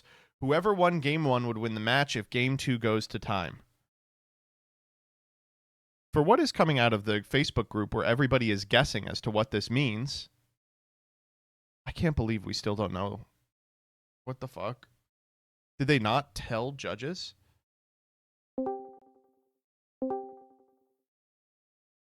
Hello. All right, so what is it?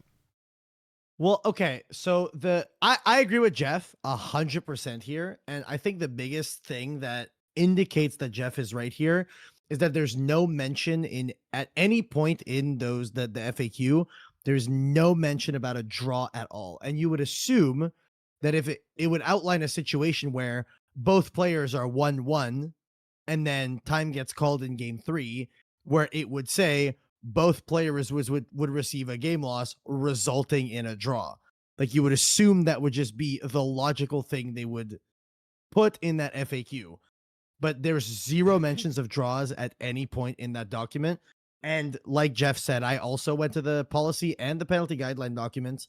And the only time there are 2 mentions in both both documents, there's 2 mentions total of the words double loss.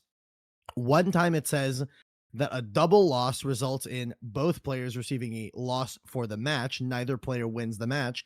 And the only other instance of the word double loss ever being used is if there's an irreparable game state. An irreparable game state should never result in a double game loss, I believe is exactly the they use the term double game loss? I want to say that they do. I'm going to verify that right now just to make sure I'm not saying anything stupid. But I remember reading it earlier today, and I'm almost certain that it does. I'll pull it up right now. Point 4 kind of hints at a draw. So draws can still occur under these rules, but only by mechanisms like self-destruct button, is my understanding. The irreparable game state section in the penalty guidelines document says an irreparable game state should never result in a, quote, double game loss.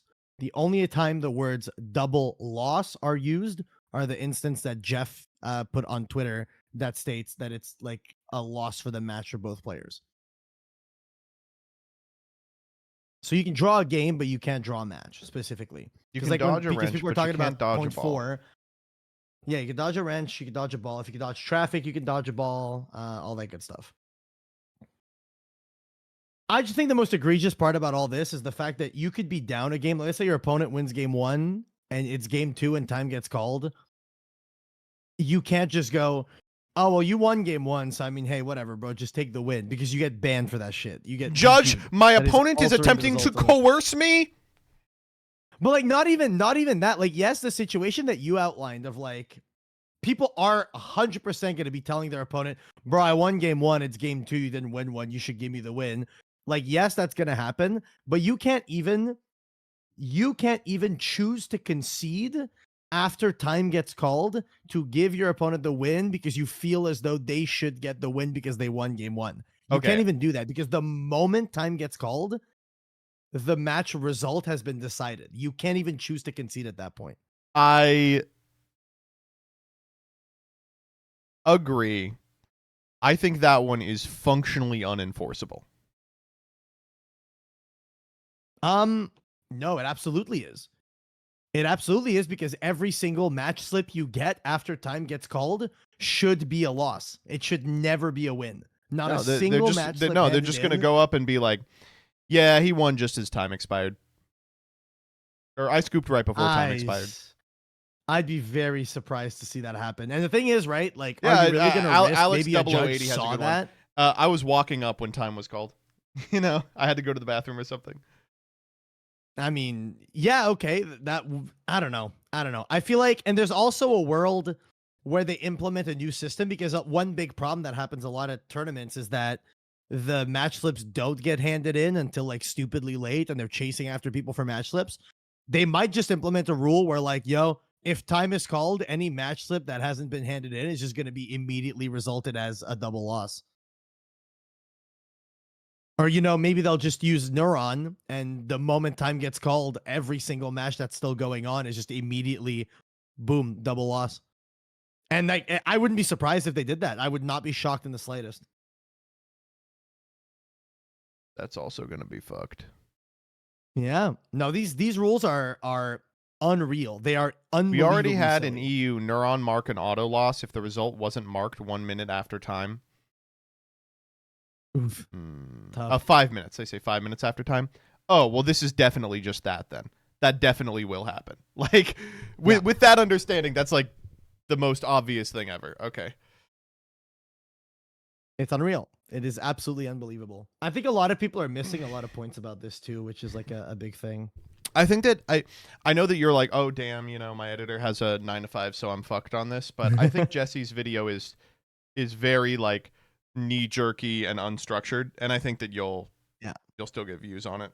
Yeah, mine's either going up tonight or tomorrow whenever my editor's done with it. But I specifically went to policy documents, screenshots, and shit like that because I'm just like, there's a lot to unpack here. So yeah. Yeah. All right. Well, hell yeah. Shout outs to double game law. Hey Joseph, I won game 1. You should give me Judge. We got a runner.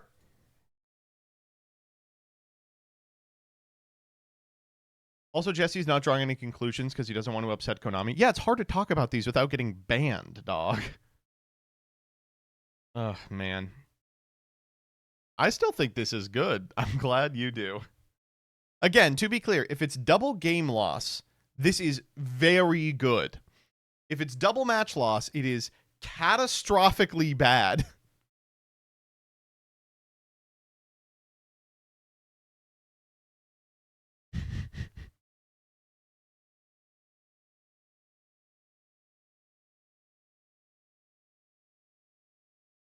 Dire, yeah, it's coping. It's coping.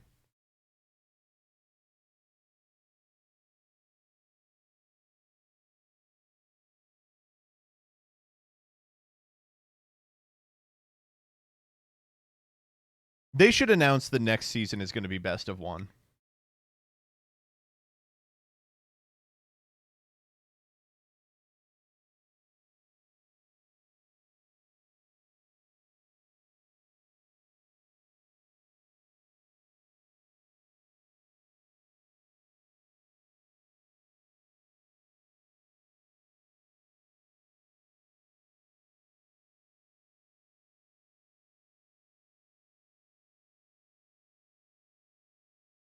I saw you scroll past the AI survey.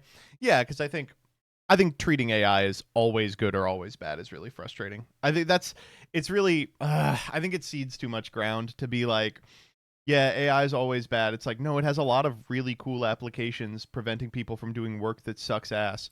What it's being used for is to make a Spider-Man where we don't have to pay anyone.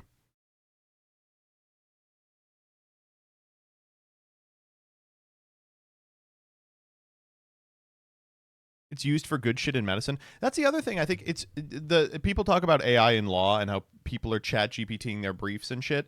I think it has really good applications in law. I think a tool that you can type in what's the holding law in X jurisdiction, and you'll just get it, is like one of the most powerful, important tools for common law system ever. But if you go, actually, I don't want to do any of my work anymore, just put everything in for me, then you are dumb as hell, and you deserve, to be disbarred. Is that AI or just Google? Well, Google was a kind of AI.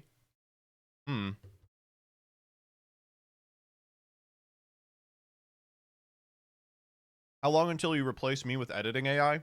The second I can, your ass is gone.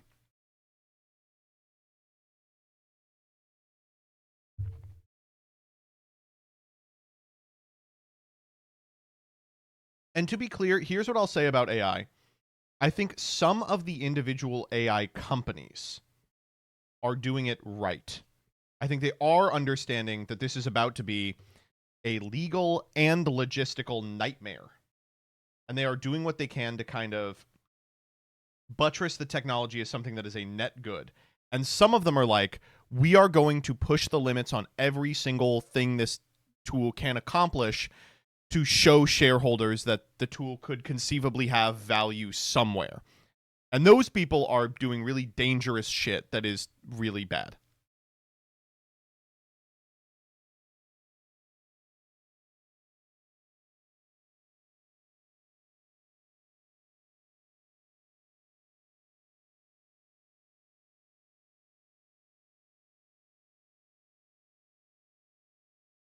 Can you please give us your inputs on Game 4? Is there a scenario in which we can get to Game 5? Yeah, we can. I mean, we can get as many games as we need thanks to a self-destruct button, but...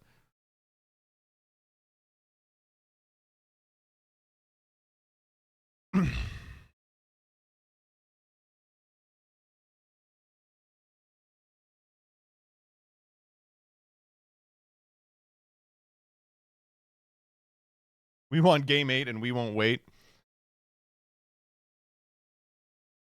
It's called Game 3-2. It's called Game 3-2.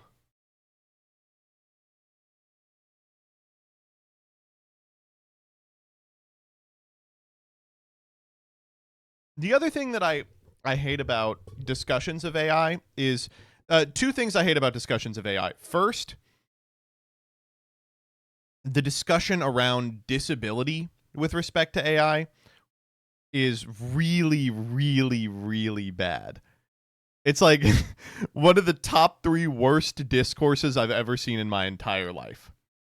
And second, one of the things I don't like people who argue about AI doing is imparting some sort of intrinsic value to performing work. Like, they're all like, no, but AI robs you of the joy of labor. And it's like, yeah, I mean, maybe, but you really shouldn't be thinking about work like that, I think. Like, that's probably not healthy.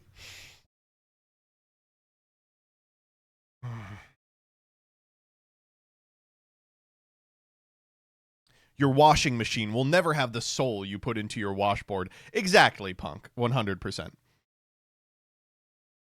It robs you of the joy of creation, not of the joy of labor. See, but where I differ is I think even that is a little frustrating to hear. It's like, does it really? What is the joy of creation, you know? Does using an editing software rob you of the joy of creation? I can apply a filter to several layers at once, you know?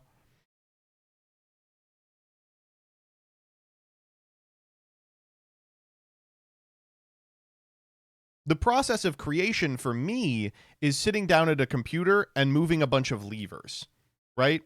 There is a process, writing and editing and scripting and performing, that I really like. And then there's a second process, moving a bunch of levers around, that I would prefer to not have to do.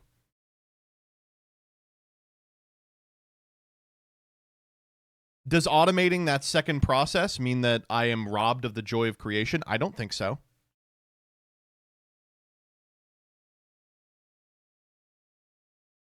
MBT giving the file to Dyer is a joy of creation? I mean, that's labor, not creativity. Yeah, see, this is the discussion that I fucking hate. I think is miserable.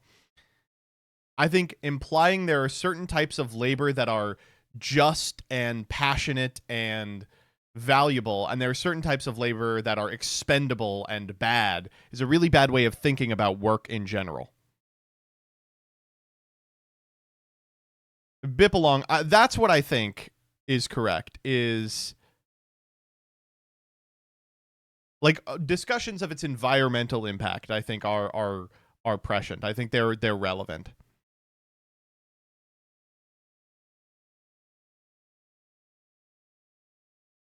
The best part about AI is how people are starting to realize how much business is a series of rituals we've all just become accustomed to playing out. And they're so opposed to circumventing those rituals in any respect. It's crazy. Everything I do and like is creative and passionate, and everything else is labor to be automated. Easy. Thank you so much, generic username X, for saying the truth. Actual truth nuclear explosion. That's 100% true.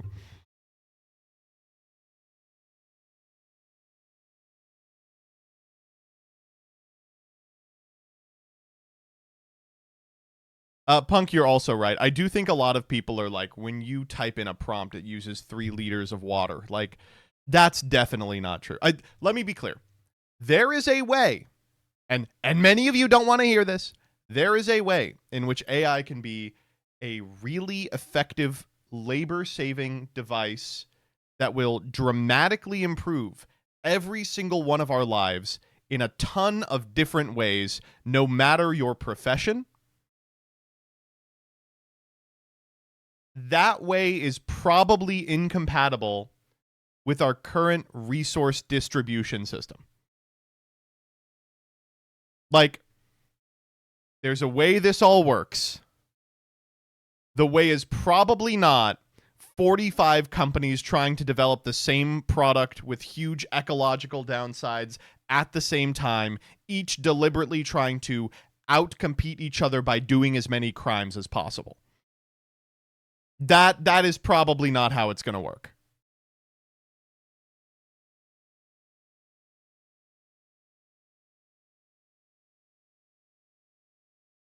The problem is people need those jobs to not die. I mean, same argument for every labor-saving device, you know? You're telling me this this caterpillar can do the work of 9 men with shovels? Those 9 men have families to feed. So much of any discussion around labor-saving devices is predicated around the assumption that there is no other resource distribution system than the one we currently enjoy.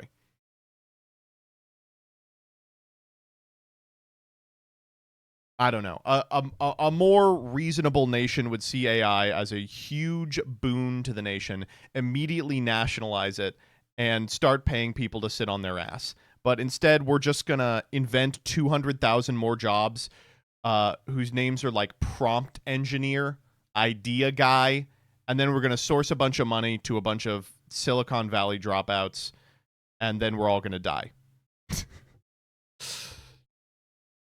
How many nations are as abundant as yours, MBT? That's the thing, dog. That's the thing.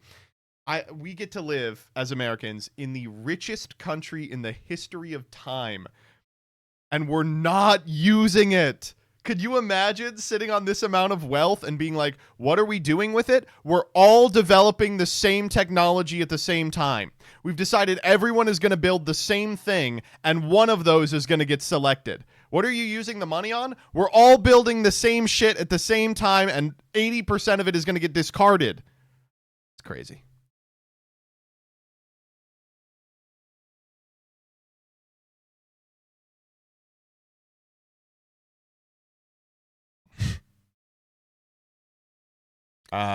We were we got a little off topic here.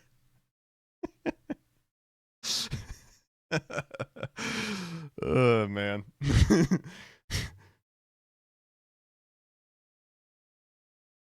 Look, I know things are taking a weird route right now.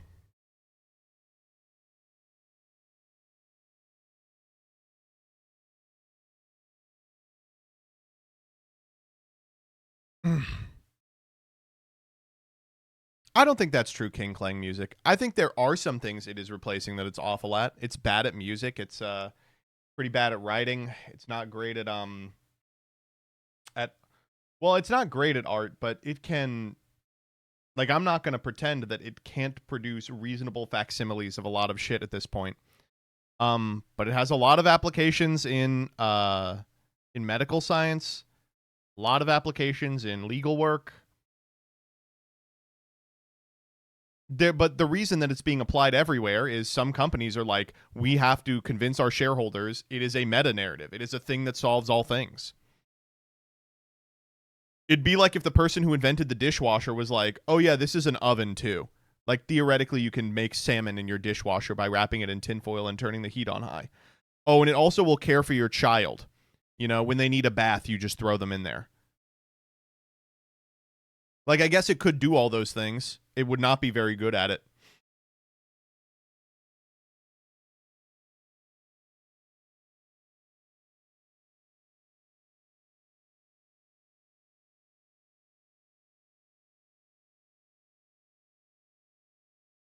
You can also just hide downsizing by claiming it's going to be done with AI or more efficiently thanks to AI. You can also avoid a lot of liability by being like, well, we used the AI to determine who we should fire, and what do you know? It's all the black people. I don't know. You can't do that. That's not legal advice. You will get sued over that. But that doesn't mean people aren't trying.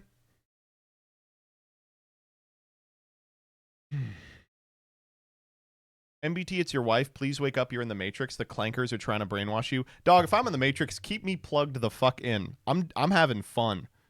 You can take me out at the very end. Keep me plugged in for now. I'm having a good time.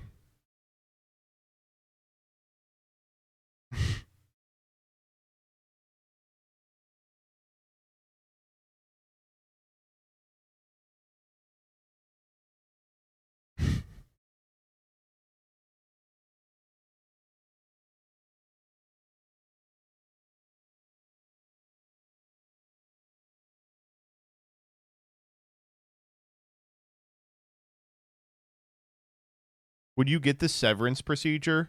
I'm good, I think.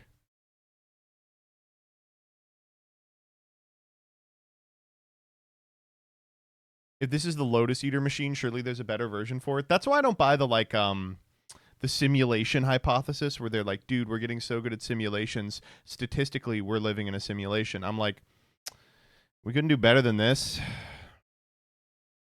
Surely we would have made it a little more lasting.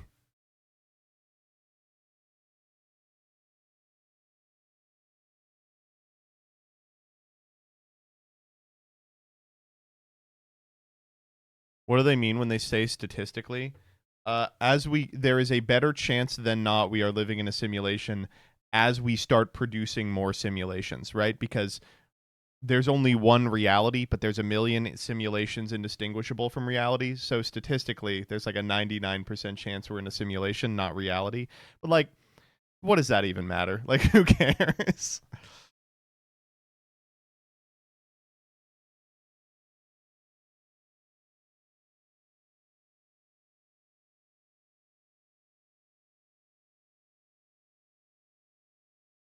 Don't introduce Twitch chat to Roko's Basilisk. They will fall for it. Dude, Roko's Basilisk is real. But instead of being like, it'll kill you and torture you for eternity, it just will edge you. It's super grok. It will only edge you. You'll never be able to come. It'll just be like, oh yeah, that rugged beard and glasses is a turbo tease.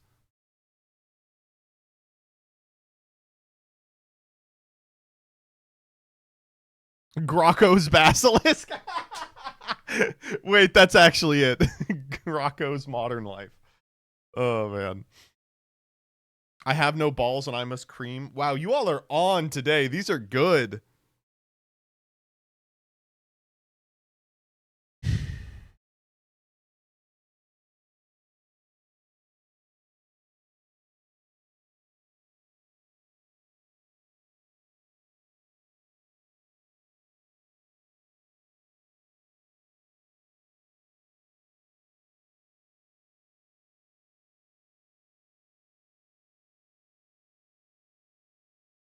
Ching ching ching ching ching ching ching ching ching.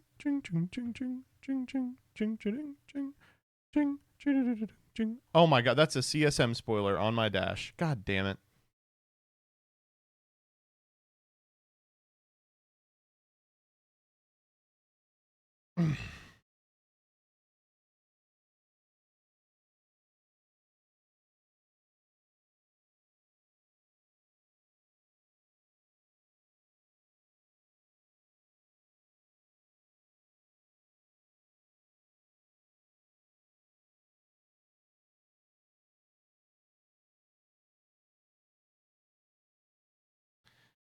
John Cogs. God, I love Cogs Fluid. I think it will change the world. Has the world been different ever since Cogs Fluid?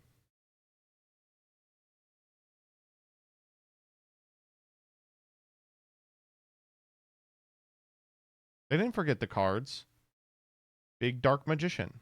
Big Flame Swordsman. Big DDD Man.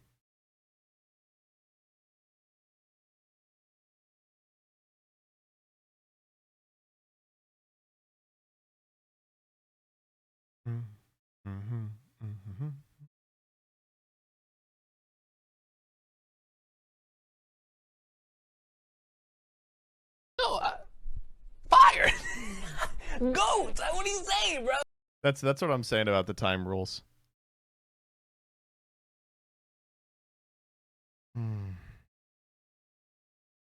I don't know, man. What do we even say at this point?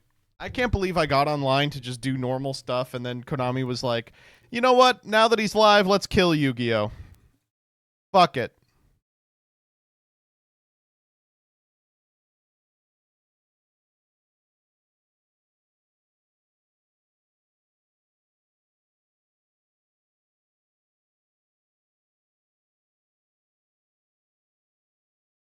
Is this porn?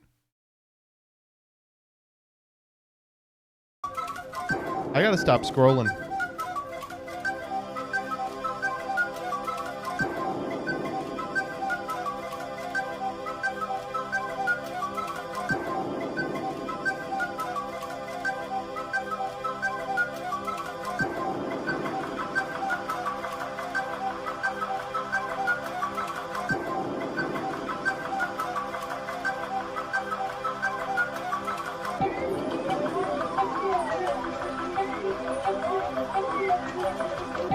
Wait, hold up.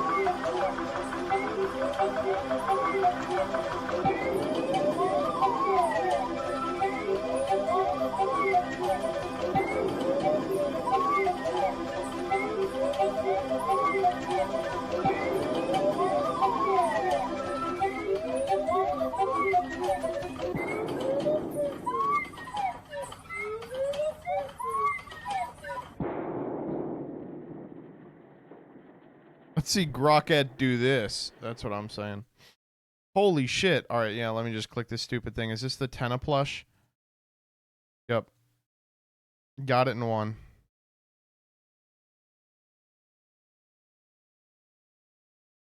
Don't tap the glass.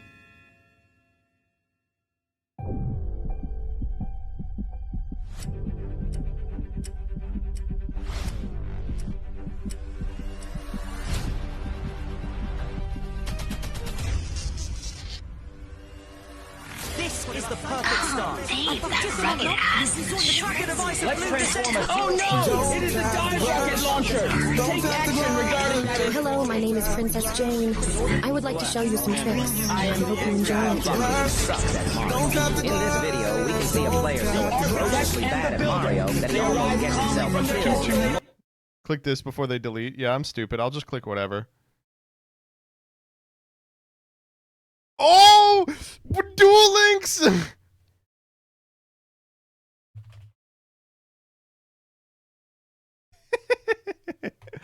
Gotcha! Thank you, Duel Links! Wait, everyone please respond to this with don't tap the glass.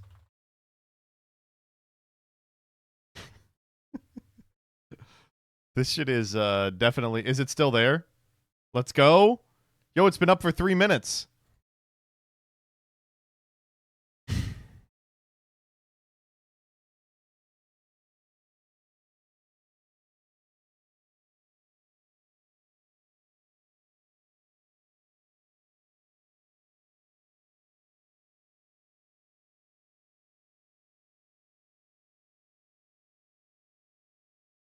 Why are these ending up on my dash?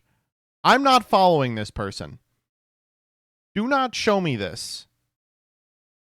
What is with my fucking feed, dog?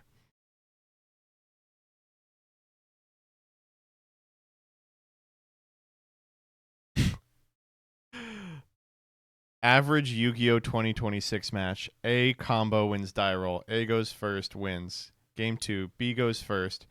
A insta-scoops to be able to finish Game 3 even with player B stalling. Game 3, A goes first, A wins. A wins the match. Bro, can you move on to Lorcana already and shut up? What's unfortunate is both of these posts are really good.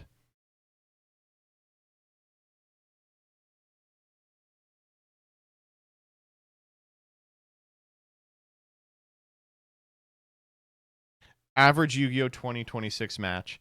A activates Maiden of Woke. B chains Ally Code Talker attributing Woke Rabbit. A chains Pride my Drill Beam. Wait, that's so true!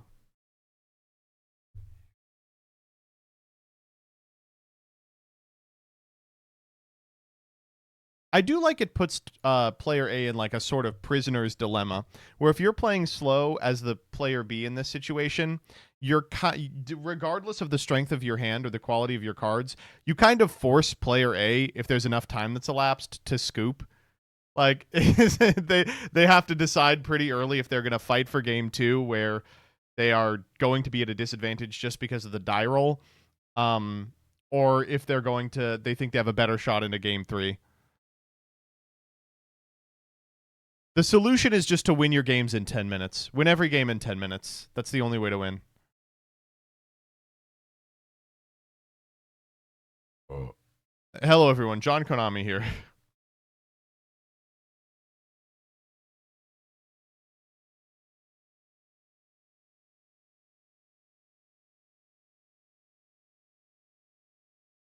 Actually, I'm going to let everyone else talk about time rules. I don't really feel like weighing in with my kind of unpopular opinion.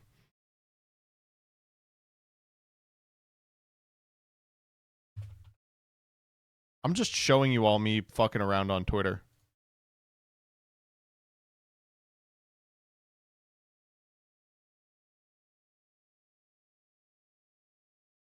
Watch this? Sure.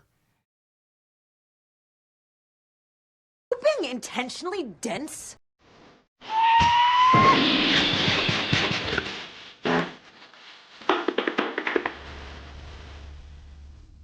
Look at this goddamn lazy bitch though took Chester Stone milk crate.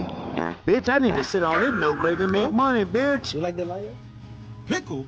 Nah, man. No damn pickle. Okay.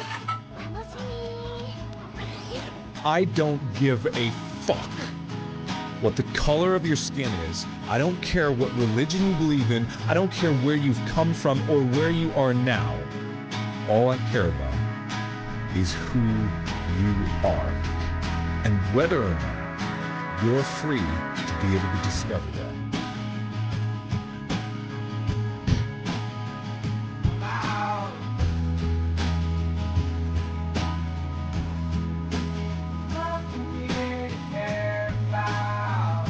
Thanks.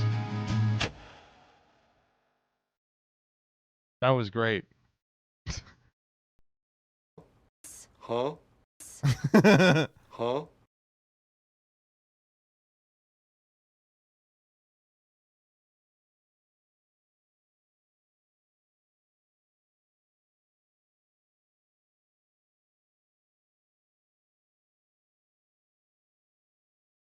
Here is a satirical top 40 gayest things a man can do. Thanks, Grok.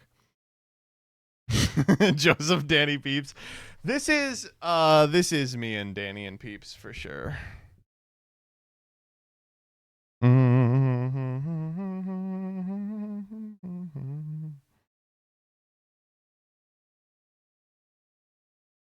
Oh, this is a 20K.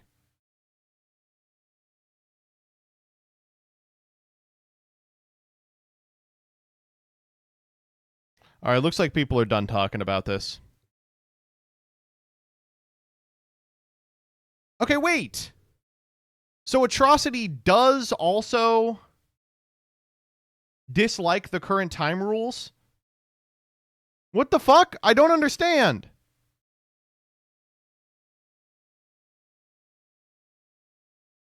So Atrocity doesn't like the time rules. They just want to yell at Nerd Factor. Okay, now I do understand. Yeah, actually, I get it. That actually makes a lot of sense. Okay, honestly, that's fine.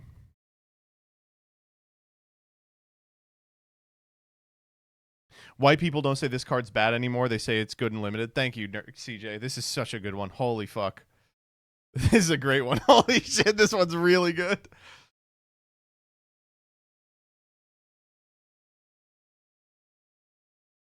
No, they deleted it. No!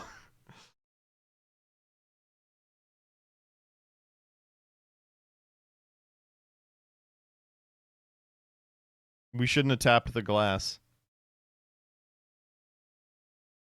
WTF is wrong with Konami?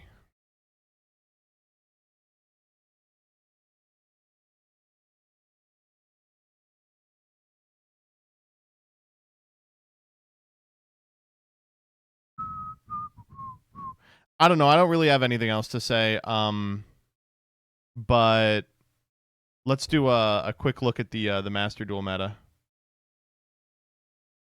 Post Toast, thank you for the gifty.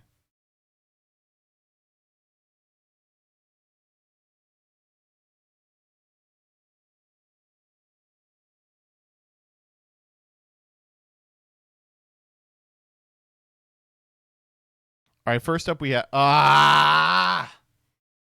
we face hardships you couldn't possibly comprehend. You think coming out as gay is hard? Try telling people you're a pendulum enjoyer. See how much acceptance you get from the tolerant advanced players. So this is true. I think pendulum players are probably more oppressed than any other class except for maybe gamers. But the meme sucks. Like, there's so many other funnier ways to do this meme other than black text on background of pendulum art. I don't know. I want to see the replies to the original post because I know they're going to be horrendous.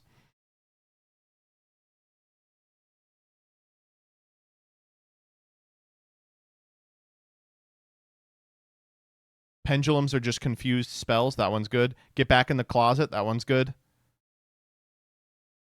I don't care what people think of pendulums. I'm going to normal summon Cutia, and you can't stop me. Opponent activates Ash Blossom. Groans. Passes turn. All right, that one's really good. Thank you, Game Bro Jeremy.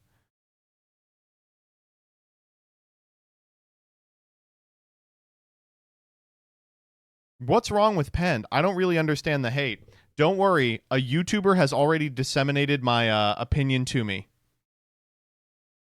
And then there's this deck, which is probably, next to Gimmick Puppet, my least favorite deck to play against in Master Duel. Haters all. What, you don't want to play against this deck just because it farts out an Amorphage Lechery? Actually pretty valid, to be honest. Back to this. Me when I play Burbs. A good book can change your position. All right, this one's pretty funny. Unfortunately, the title makes no sense. What are you talking about, me when I play Burbs? Are they talking about, like, the book effect of Dreaming Town? Like, this is pretty clearly about Book of Moon, right? Flu plays Book. They book their Robina. Oh, to beat Imperm? Yeah, it's a great meme. I think the title sucks. Is it stolen?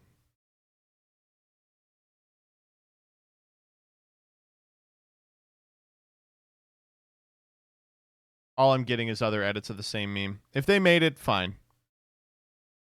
What the fuck? Why am I in this? Congratulations to Joseph and Jillian. Awesome expecting couple. Evil and intimidating soul-eating overraptor. Let popped a baby joke. But also, like, what the fuck? I promise I didn't do this with the understanding I was in it. I promise no one tipped me off and I was like, oh, I guess we'll do meme review. What the fuck? Cute baby. What's his name? Stratos. What? If they don't name their child Endymion the Mighty Master of Magic. That poor child. I can't believe Jillian got Joseph pregnant. That's good. I recall them agreeing Galatea is a fine middle name for a girl. Okay, so the problem with Galatea is that we're throwing around Fiona as a potential first name. And if that's the first name, that's like, that means white in like Irish or Gaelic or something. And then Galatea also means white. So the kid would be named White Rothschild. So I can't do that.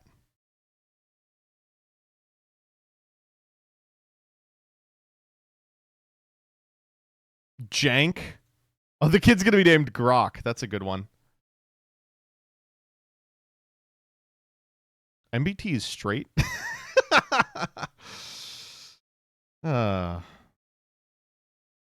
Who is this? Fartfa. Everyone was so supportive. Thank you. Now, which one of you did this?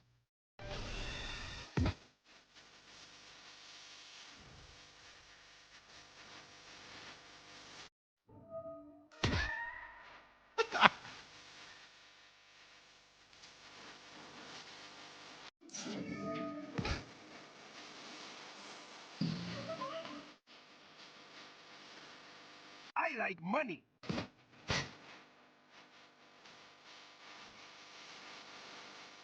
All right, this was fine. This was all right. I didn't like this last one. This last part was a little much.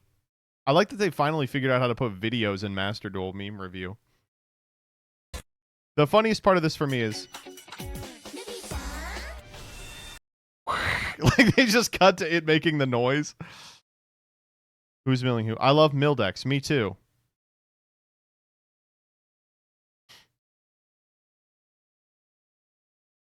Okay, I mean, this is awful. This one's just fucking unbelievable. It's so bad. And I hate to be like this. Like, it's also wrong, right?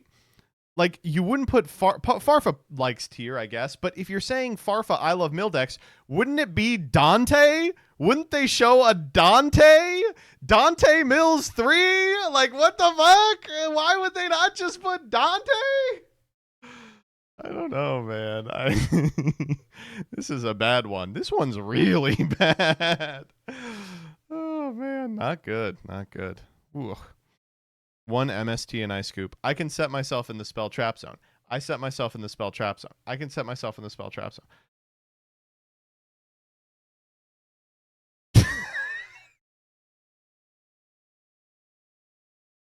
This one's a little high concept. Okay, this one's a little high concept for sure. I do kind of like this. So they're all guys who can set themselves in the spell trap zone.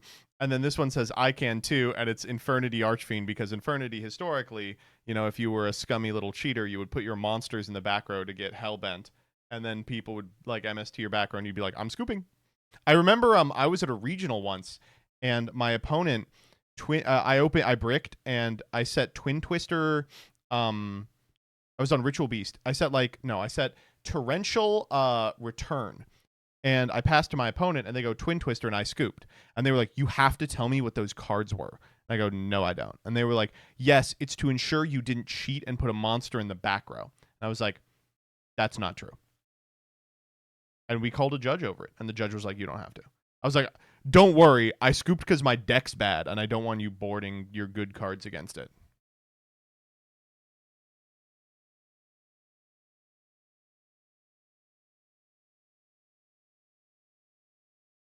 LMAO, you conceded? Yeah, I wasn't winning that game. This was like in 2015, though. 2015, 16. Lol at the people who think Ryziel will fix the meta. You have freed us. Oh, I wouldn't say freed, more like under new management. It's just free money to post this meme every time new card come out, right? It's just free money to post this meme every time new card come out. Oh, I wouldn't say freed, more like imageflip.com. I wouldn't say freed, more like imageflip.com. I'm sorry, you all are not going to hate Ryziel. I know this is pretty ridiculous to say on stream. If you are a Master Duel player, you're going to like Ryziel a lot more than you think you are. people hate it because it's good. It's a reasonable deck. It's very beatable. It plays fast games that are comprehensible.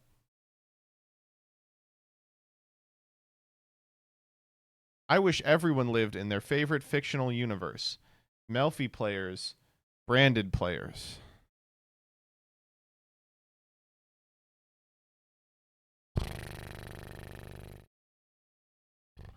This one's really rough. Holy shit. What is going on with this one? This one is so bad. What? Stolen from Fafa Twitter. This was stolen. Farfa made this one?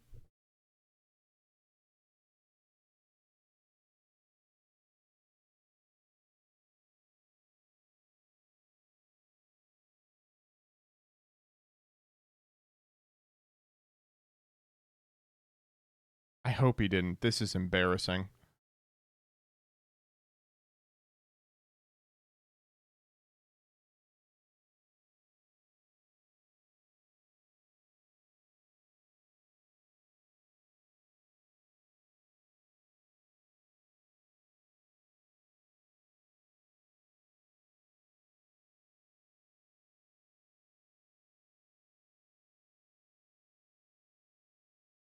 I'm sure, right?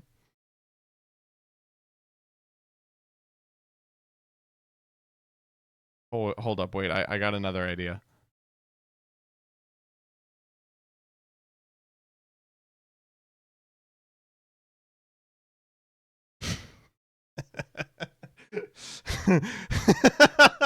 Okay. All right, next up. Hitler's still alive. Yeah. I think she will live a little longer. Good in what? Malice, and she's hardly the card that makes Malice annoying.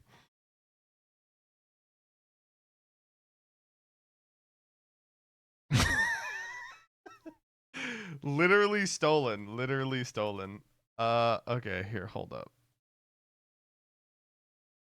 This is getting a little 600, a little 600, and a little 600.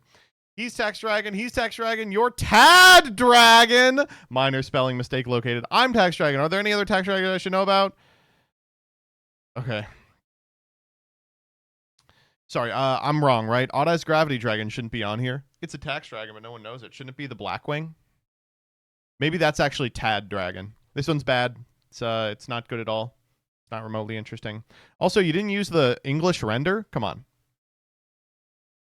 Me petting my royal rare alt art Apollosa. Banlist drops this week. It's our final moments together. All right. I mean, this is only really funny if you know the underlying meme, but even then, it's only okay. Anyway, it didn't get banned, so here we go again. Dude, this one sucks balls. Are you kidding me? So it's Sam Wolo! I didn't even realize it was Sam Wolo. Oh my god. Beautifully drawn image, specifically designed to talk about a single card. Sam Wolo throws up a different card, cropped like shit, and not rotated. It's just... Check out... Oh, bad. Really bad. Holy shit. Not good at all. Holy fuck. Really bad. Really not good. Really not at all good. 620! Oh my... Not at all. Not good at all. Free-to-play players about to be detonated. Malice releasing as one of the most expensive archetypes in the game. Ryziel doing the same thing a month later. What if they're all cheap? You know? It could... This is awful. Yeah. Banlist reaction. Not hitting Malice at all on the ban list. Hitting Ryziel even when it does not come yet. Okay, to be clear... They didn't really hit Ryziel. That tweet of mine was a joke.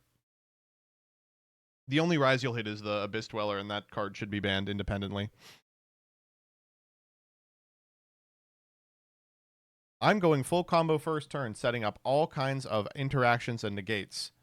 You didn't draw any hand traps, but there's no way you can play through my board. I'm about to end turn, and you still haven't surrendered, and still have 5 cards in your hand.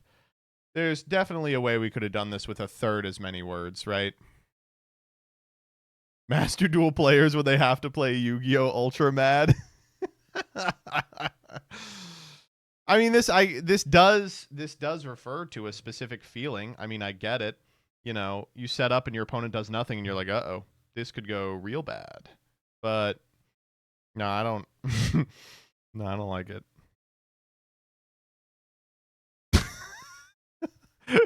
Toss. What the fuck? Instead of loss? That's so stupid. It would make... Oh, no, that's bad. Not good. There are two types of people today. Okay. Line for getting banned in every event. Okay. I mean, that's kind of funny, I guess. Right?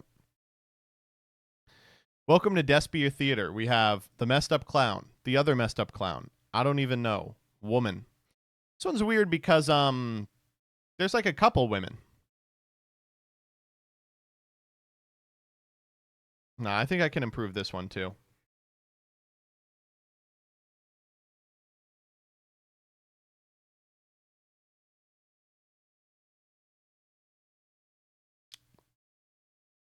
Yeah, right? You know?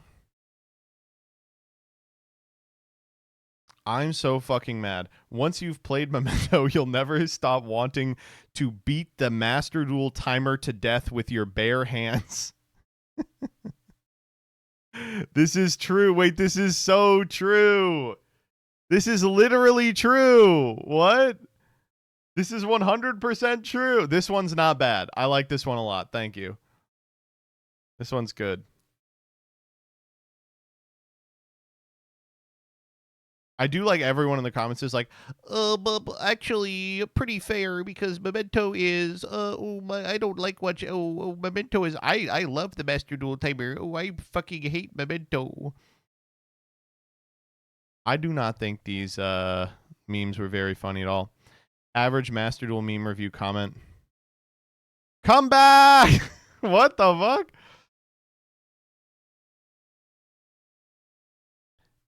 Oh, thank you for the congratulations. If you have more than 5 if Fafa have more than 5 laughs, I will tie him up and lock him inside MBT's bedroom. Ooh, don't threaten me with a good time. These were bad. I mean, they're always bad, but these were bad.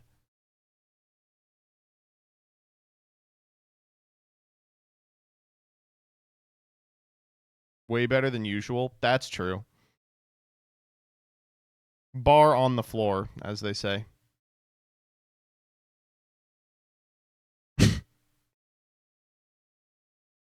Yeah, these are like unreadable.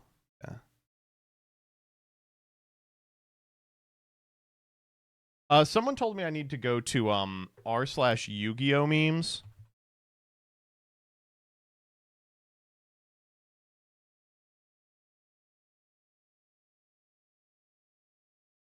Yeah, so this, in case you guys are unfamiliar, r/Yugioh memes was created because r/Yugioh, like 7 years ago, realized they were going to have to ban memes if they ever wanted the subreddit to be good. So they cordoned them off into r/Yugioh memes, and they're really good.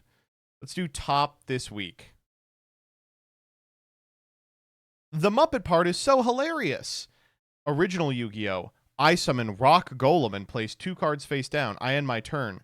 He looks strong, but I bet Yugi has something planned. 4Kids dub. Some guy who sounds like a Muppet from the Southwest. I summon the Stone Cold Rock Golem, and he's gonna rock your world. Now I throw 2 cards face down. Joey Wheeler. Yeah, that rockhead's no match for my pal Yug. Dude, that's so funny. Wait, that's like hilarious. Why are we reposting an 8-year-old post 3 days ago? Old school Yu-Gi-Oh players spending 30 turns to summon their freaking boss monster, Lois. Shouts out to Stratos posting. The 4 Heavenly Kings. All right. She doesn't want to name kids after Yu-Gi-Oh cards. Do you know anyone named Ecclesia? Domino City is under attack. Mr. President, a second Egyptian god card has been played in Battle City. Okay. Haha. Hee hee. Oh. Hee hee ha ha. Oh. Everyone you know and love in Zexal is dead. Time to go fight. Next time in the Xyz Dimension. Oh shit, everyone died. Play Floodgates, old man. They're healthy for the format and players love them. I've got all kinds. Continuous lingering, you name it. I've got shit that don't exist yet. Grandpa, no. Floodgates are low skill and promote a toxic coin flip meta. Oh, Yugi, I'm too old to adapt to meta. I'd rather play stun instead. Oh, fuck, he's too far gone. If only I had playtested with him more. Forgive me, Grandpa. And so Solomon Moto passed before he could besmirch his dueling honor. Yugi was later acquitted of all charges. Wait, that shit is so funny. My friend buying a tier 0 competitive deck because they're sick of losing. Me just trying to have fun. Also beating your friend every single time. Also, this is a still from the episode of Reigns in which Soulburner lies about being afraid of despair from the dark. So, admittedly, their deck probably won't do anything. What the fuck? Thanks, Hank Hill. Look at the crust on this thing. Holy shit.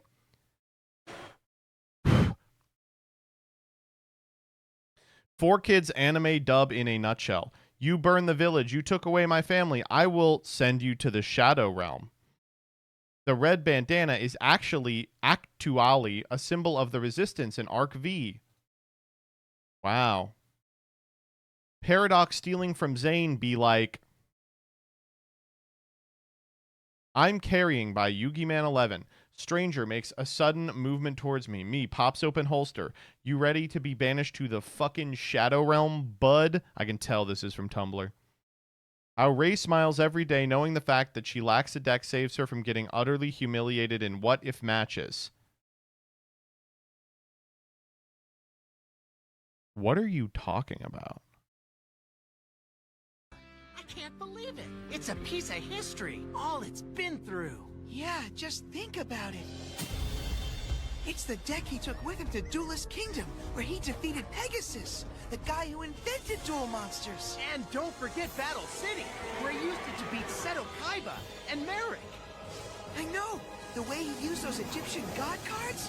Oh man, so amazing! So this is, of course, just a clip of the show, but it is a good question. This happened like 4 years ago in canon, right?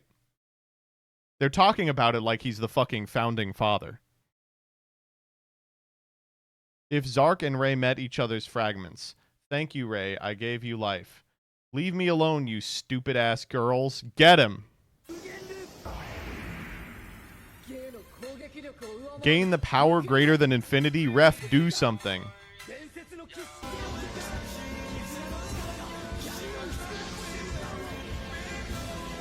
This is incomprehensible, dude. Y'all remember when Yugi's grandpa accepted a happy ending to betray his grandson? That didn't happen. Won't you shake a when you're about to start playing Yu-Gi-Oh because you're a fan of the anime? in his hand? Yes. I just assumed... Okay, there we go. Oh, wow. Yummy Snatchy made it. Me wondering what order I'm going to discard my Dark World cards in after my opponent activated card Destruction.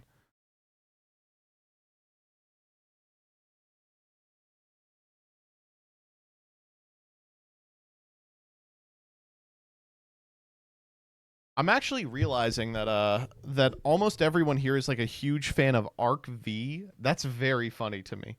If it isn't Ash Blossom and Ghost Bell, the two biggest thorns in my side. Don't you mean 3? No. That should have been Ghost Reaper and Winter Cherries.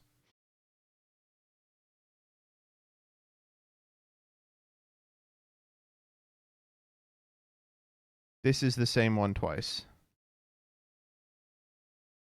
Did it populate twice?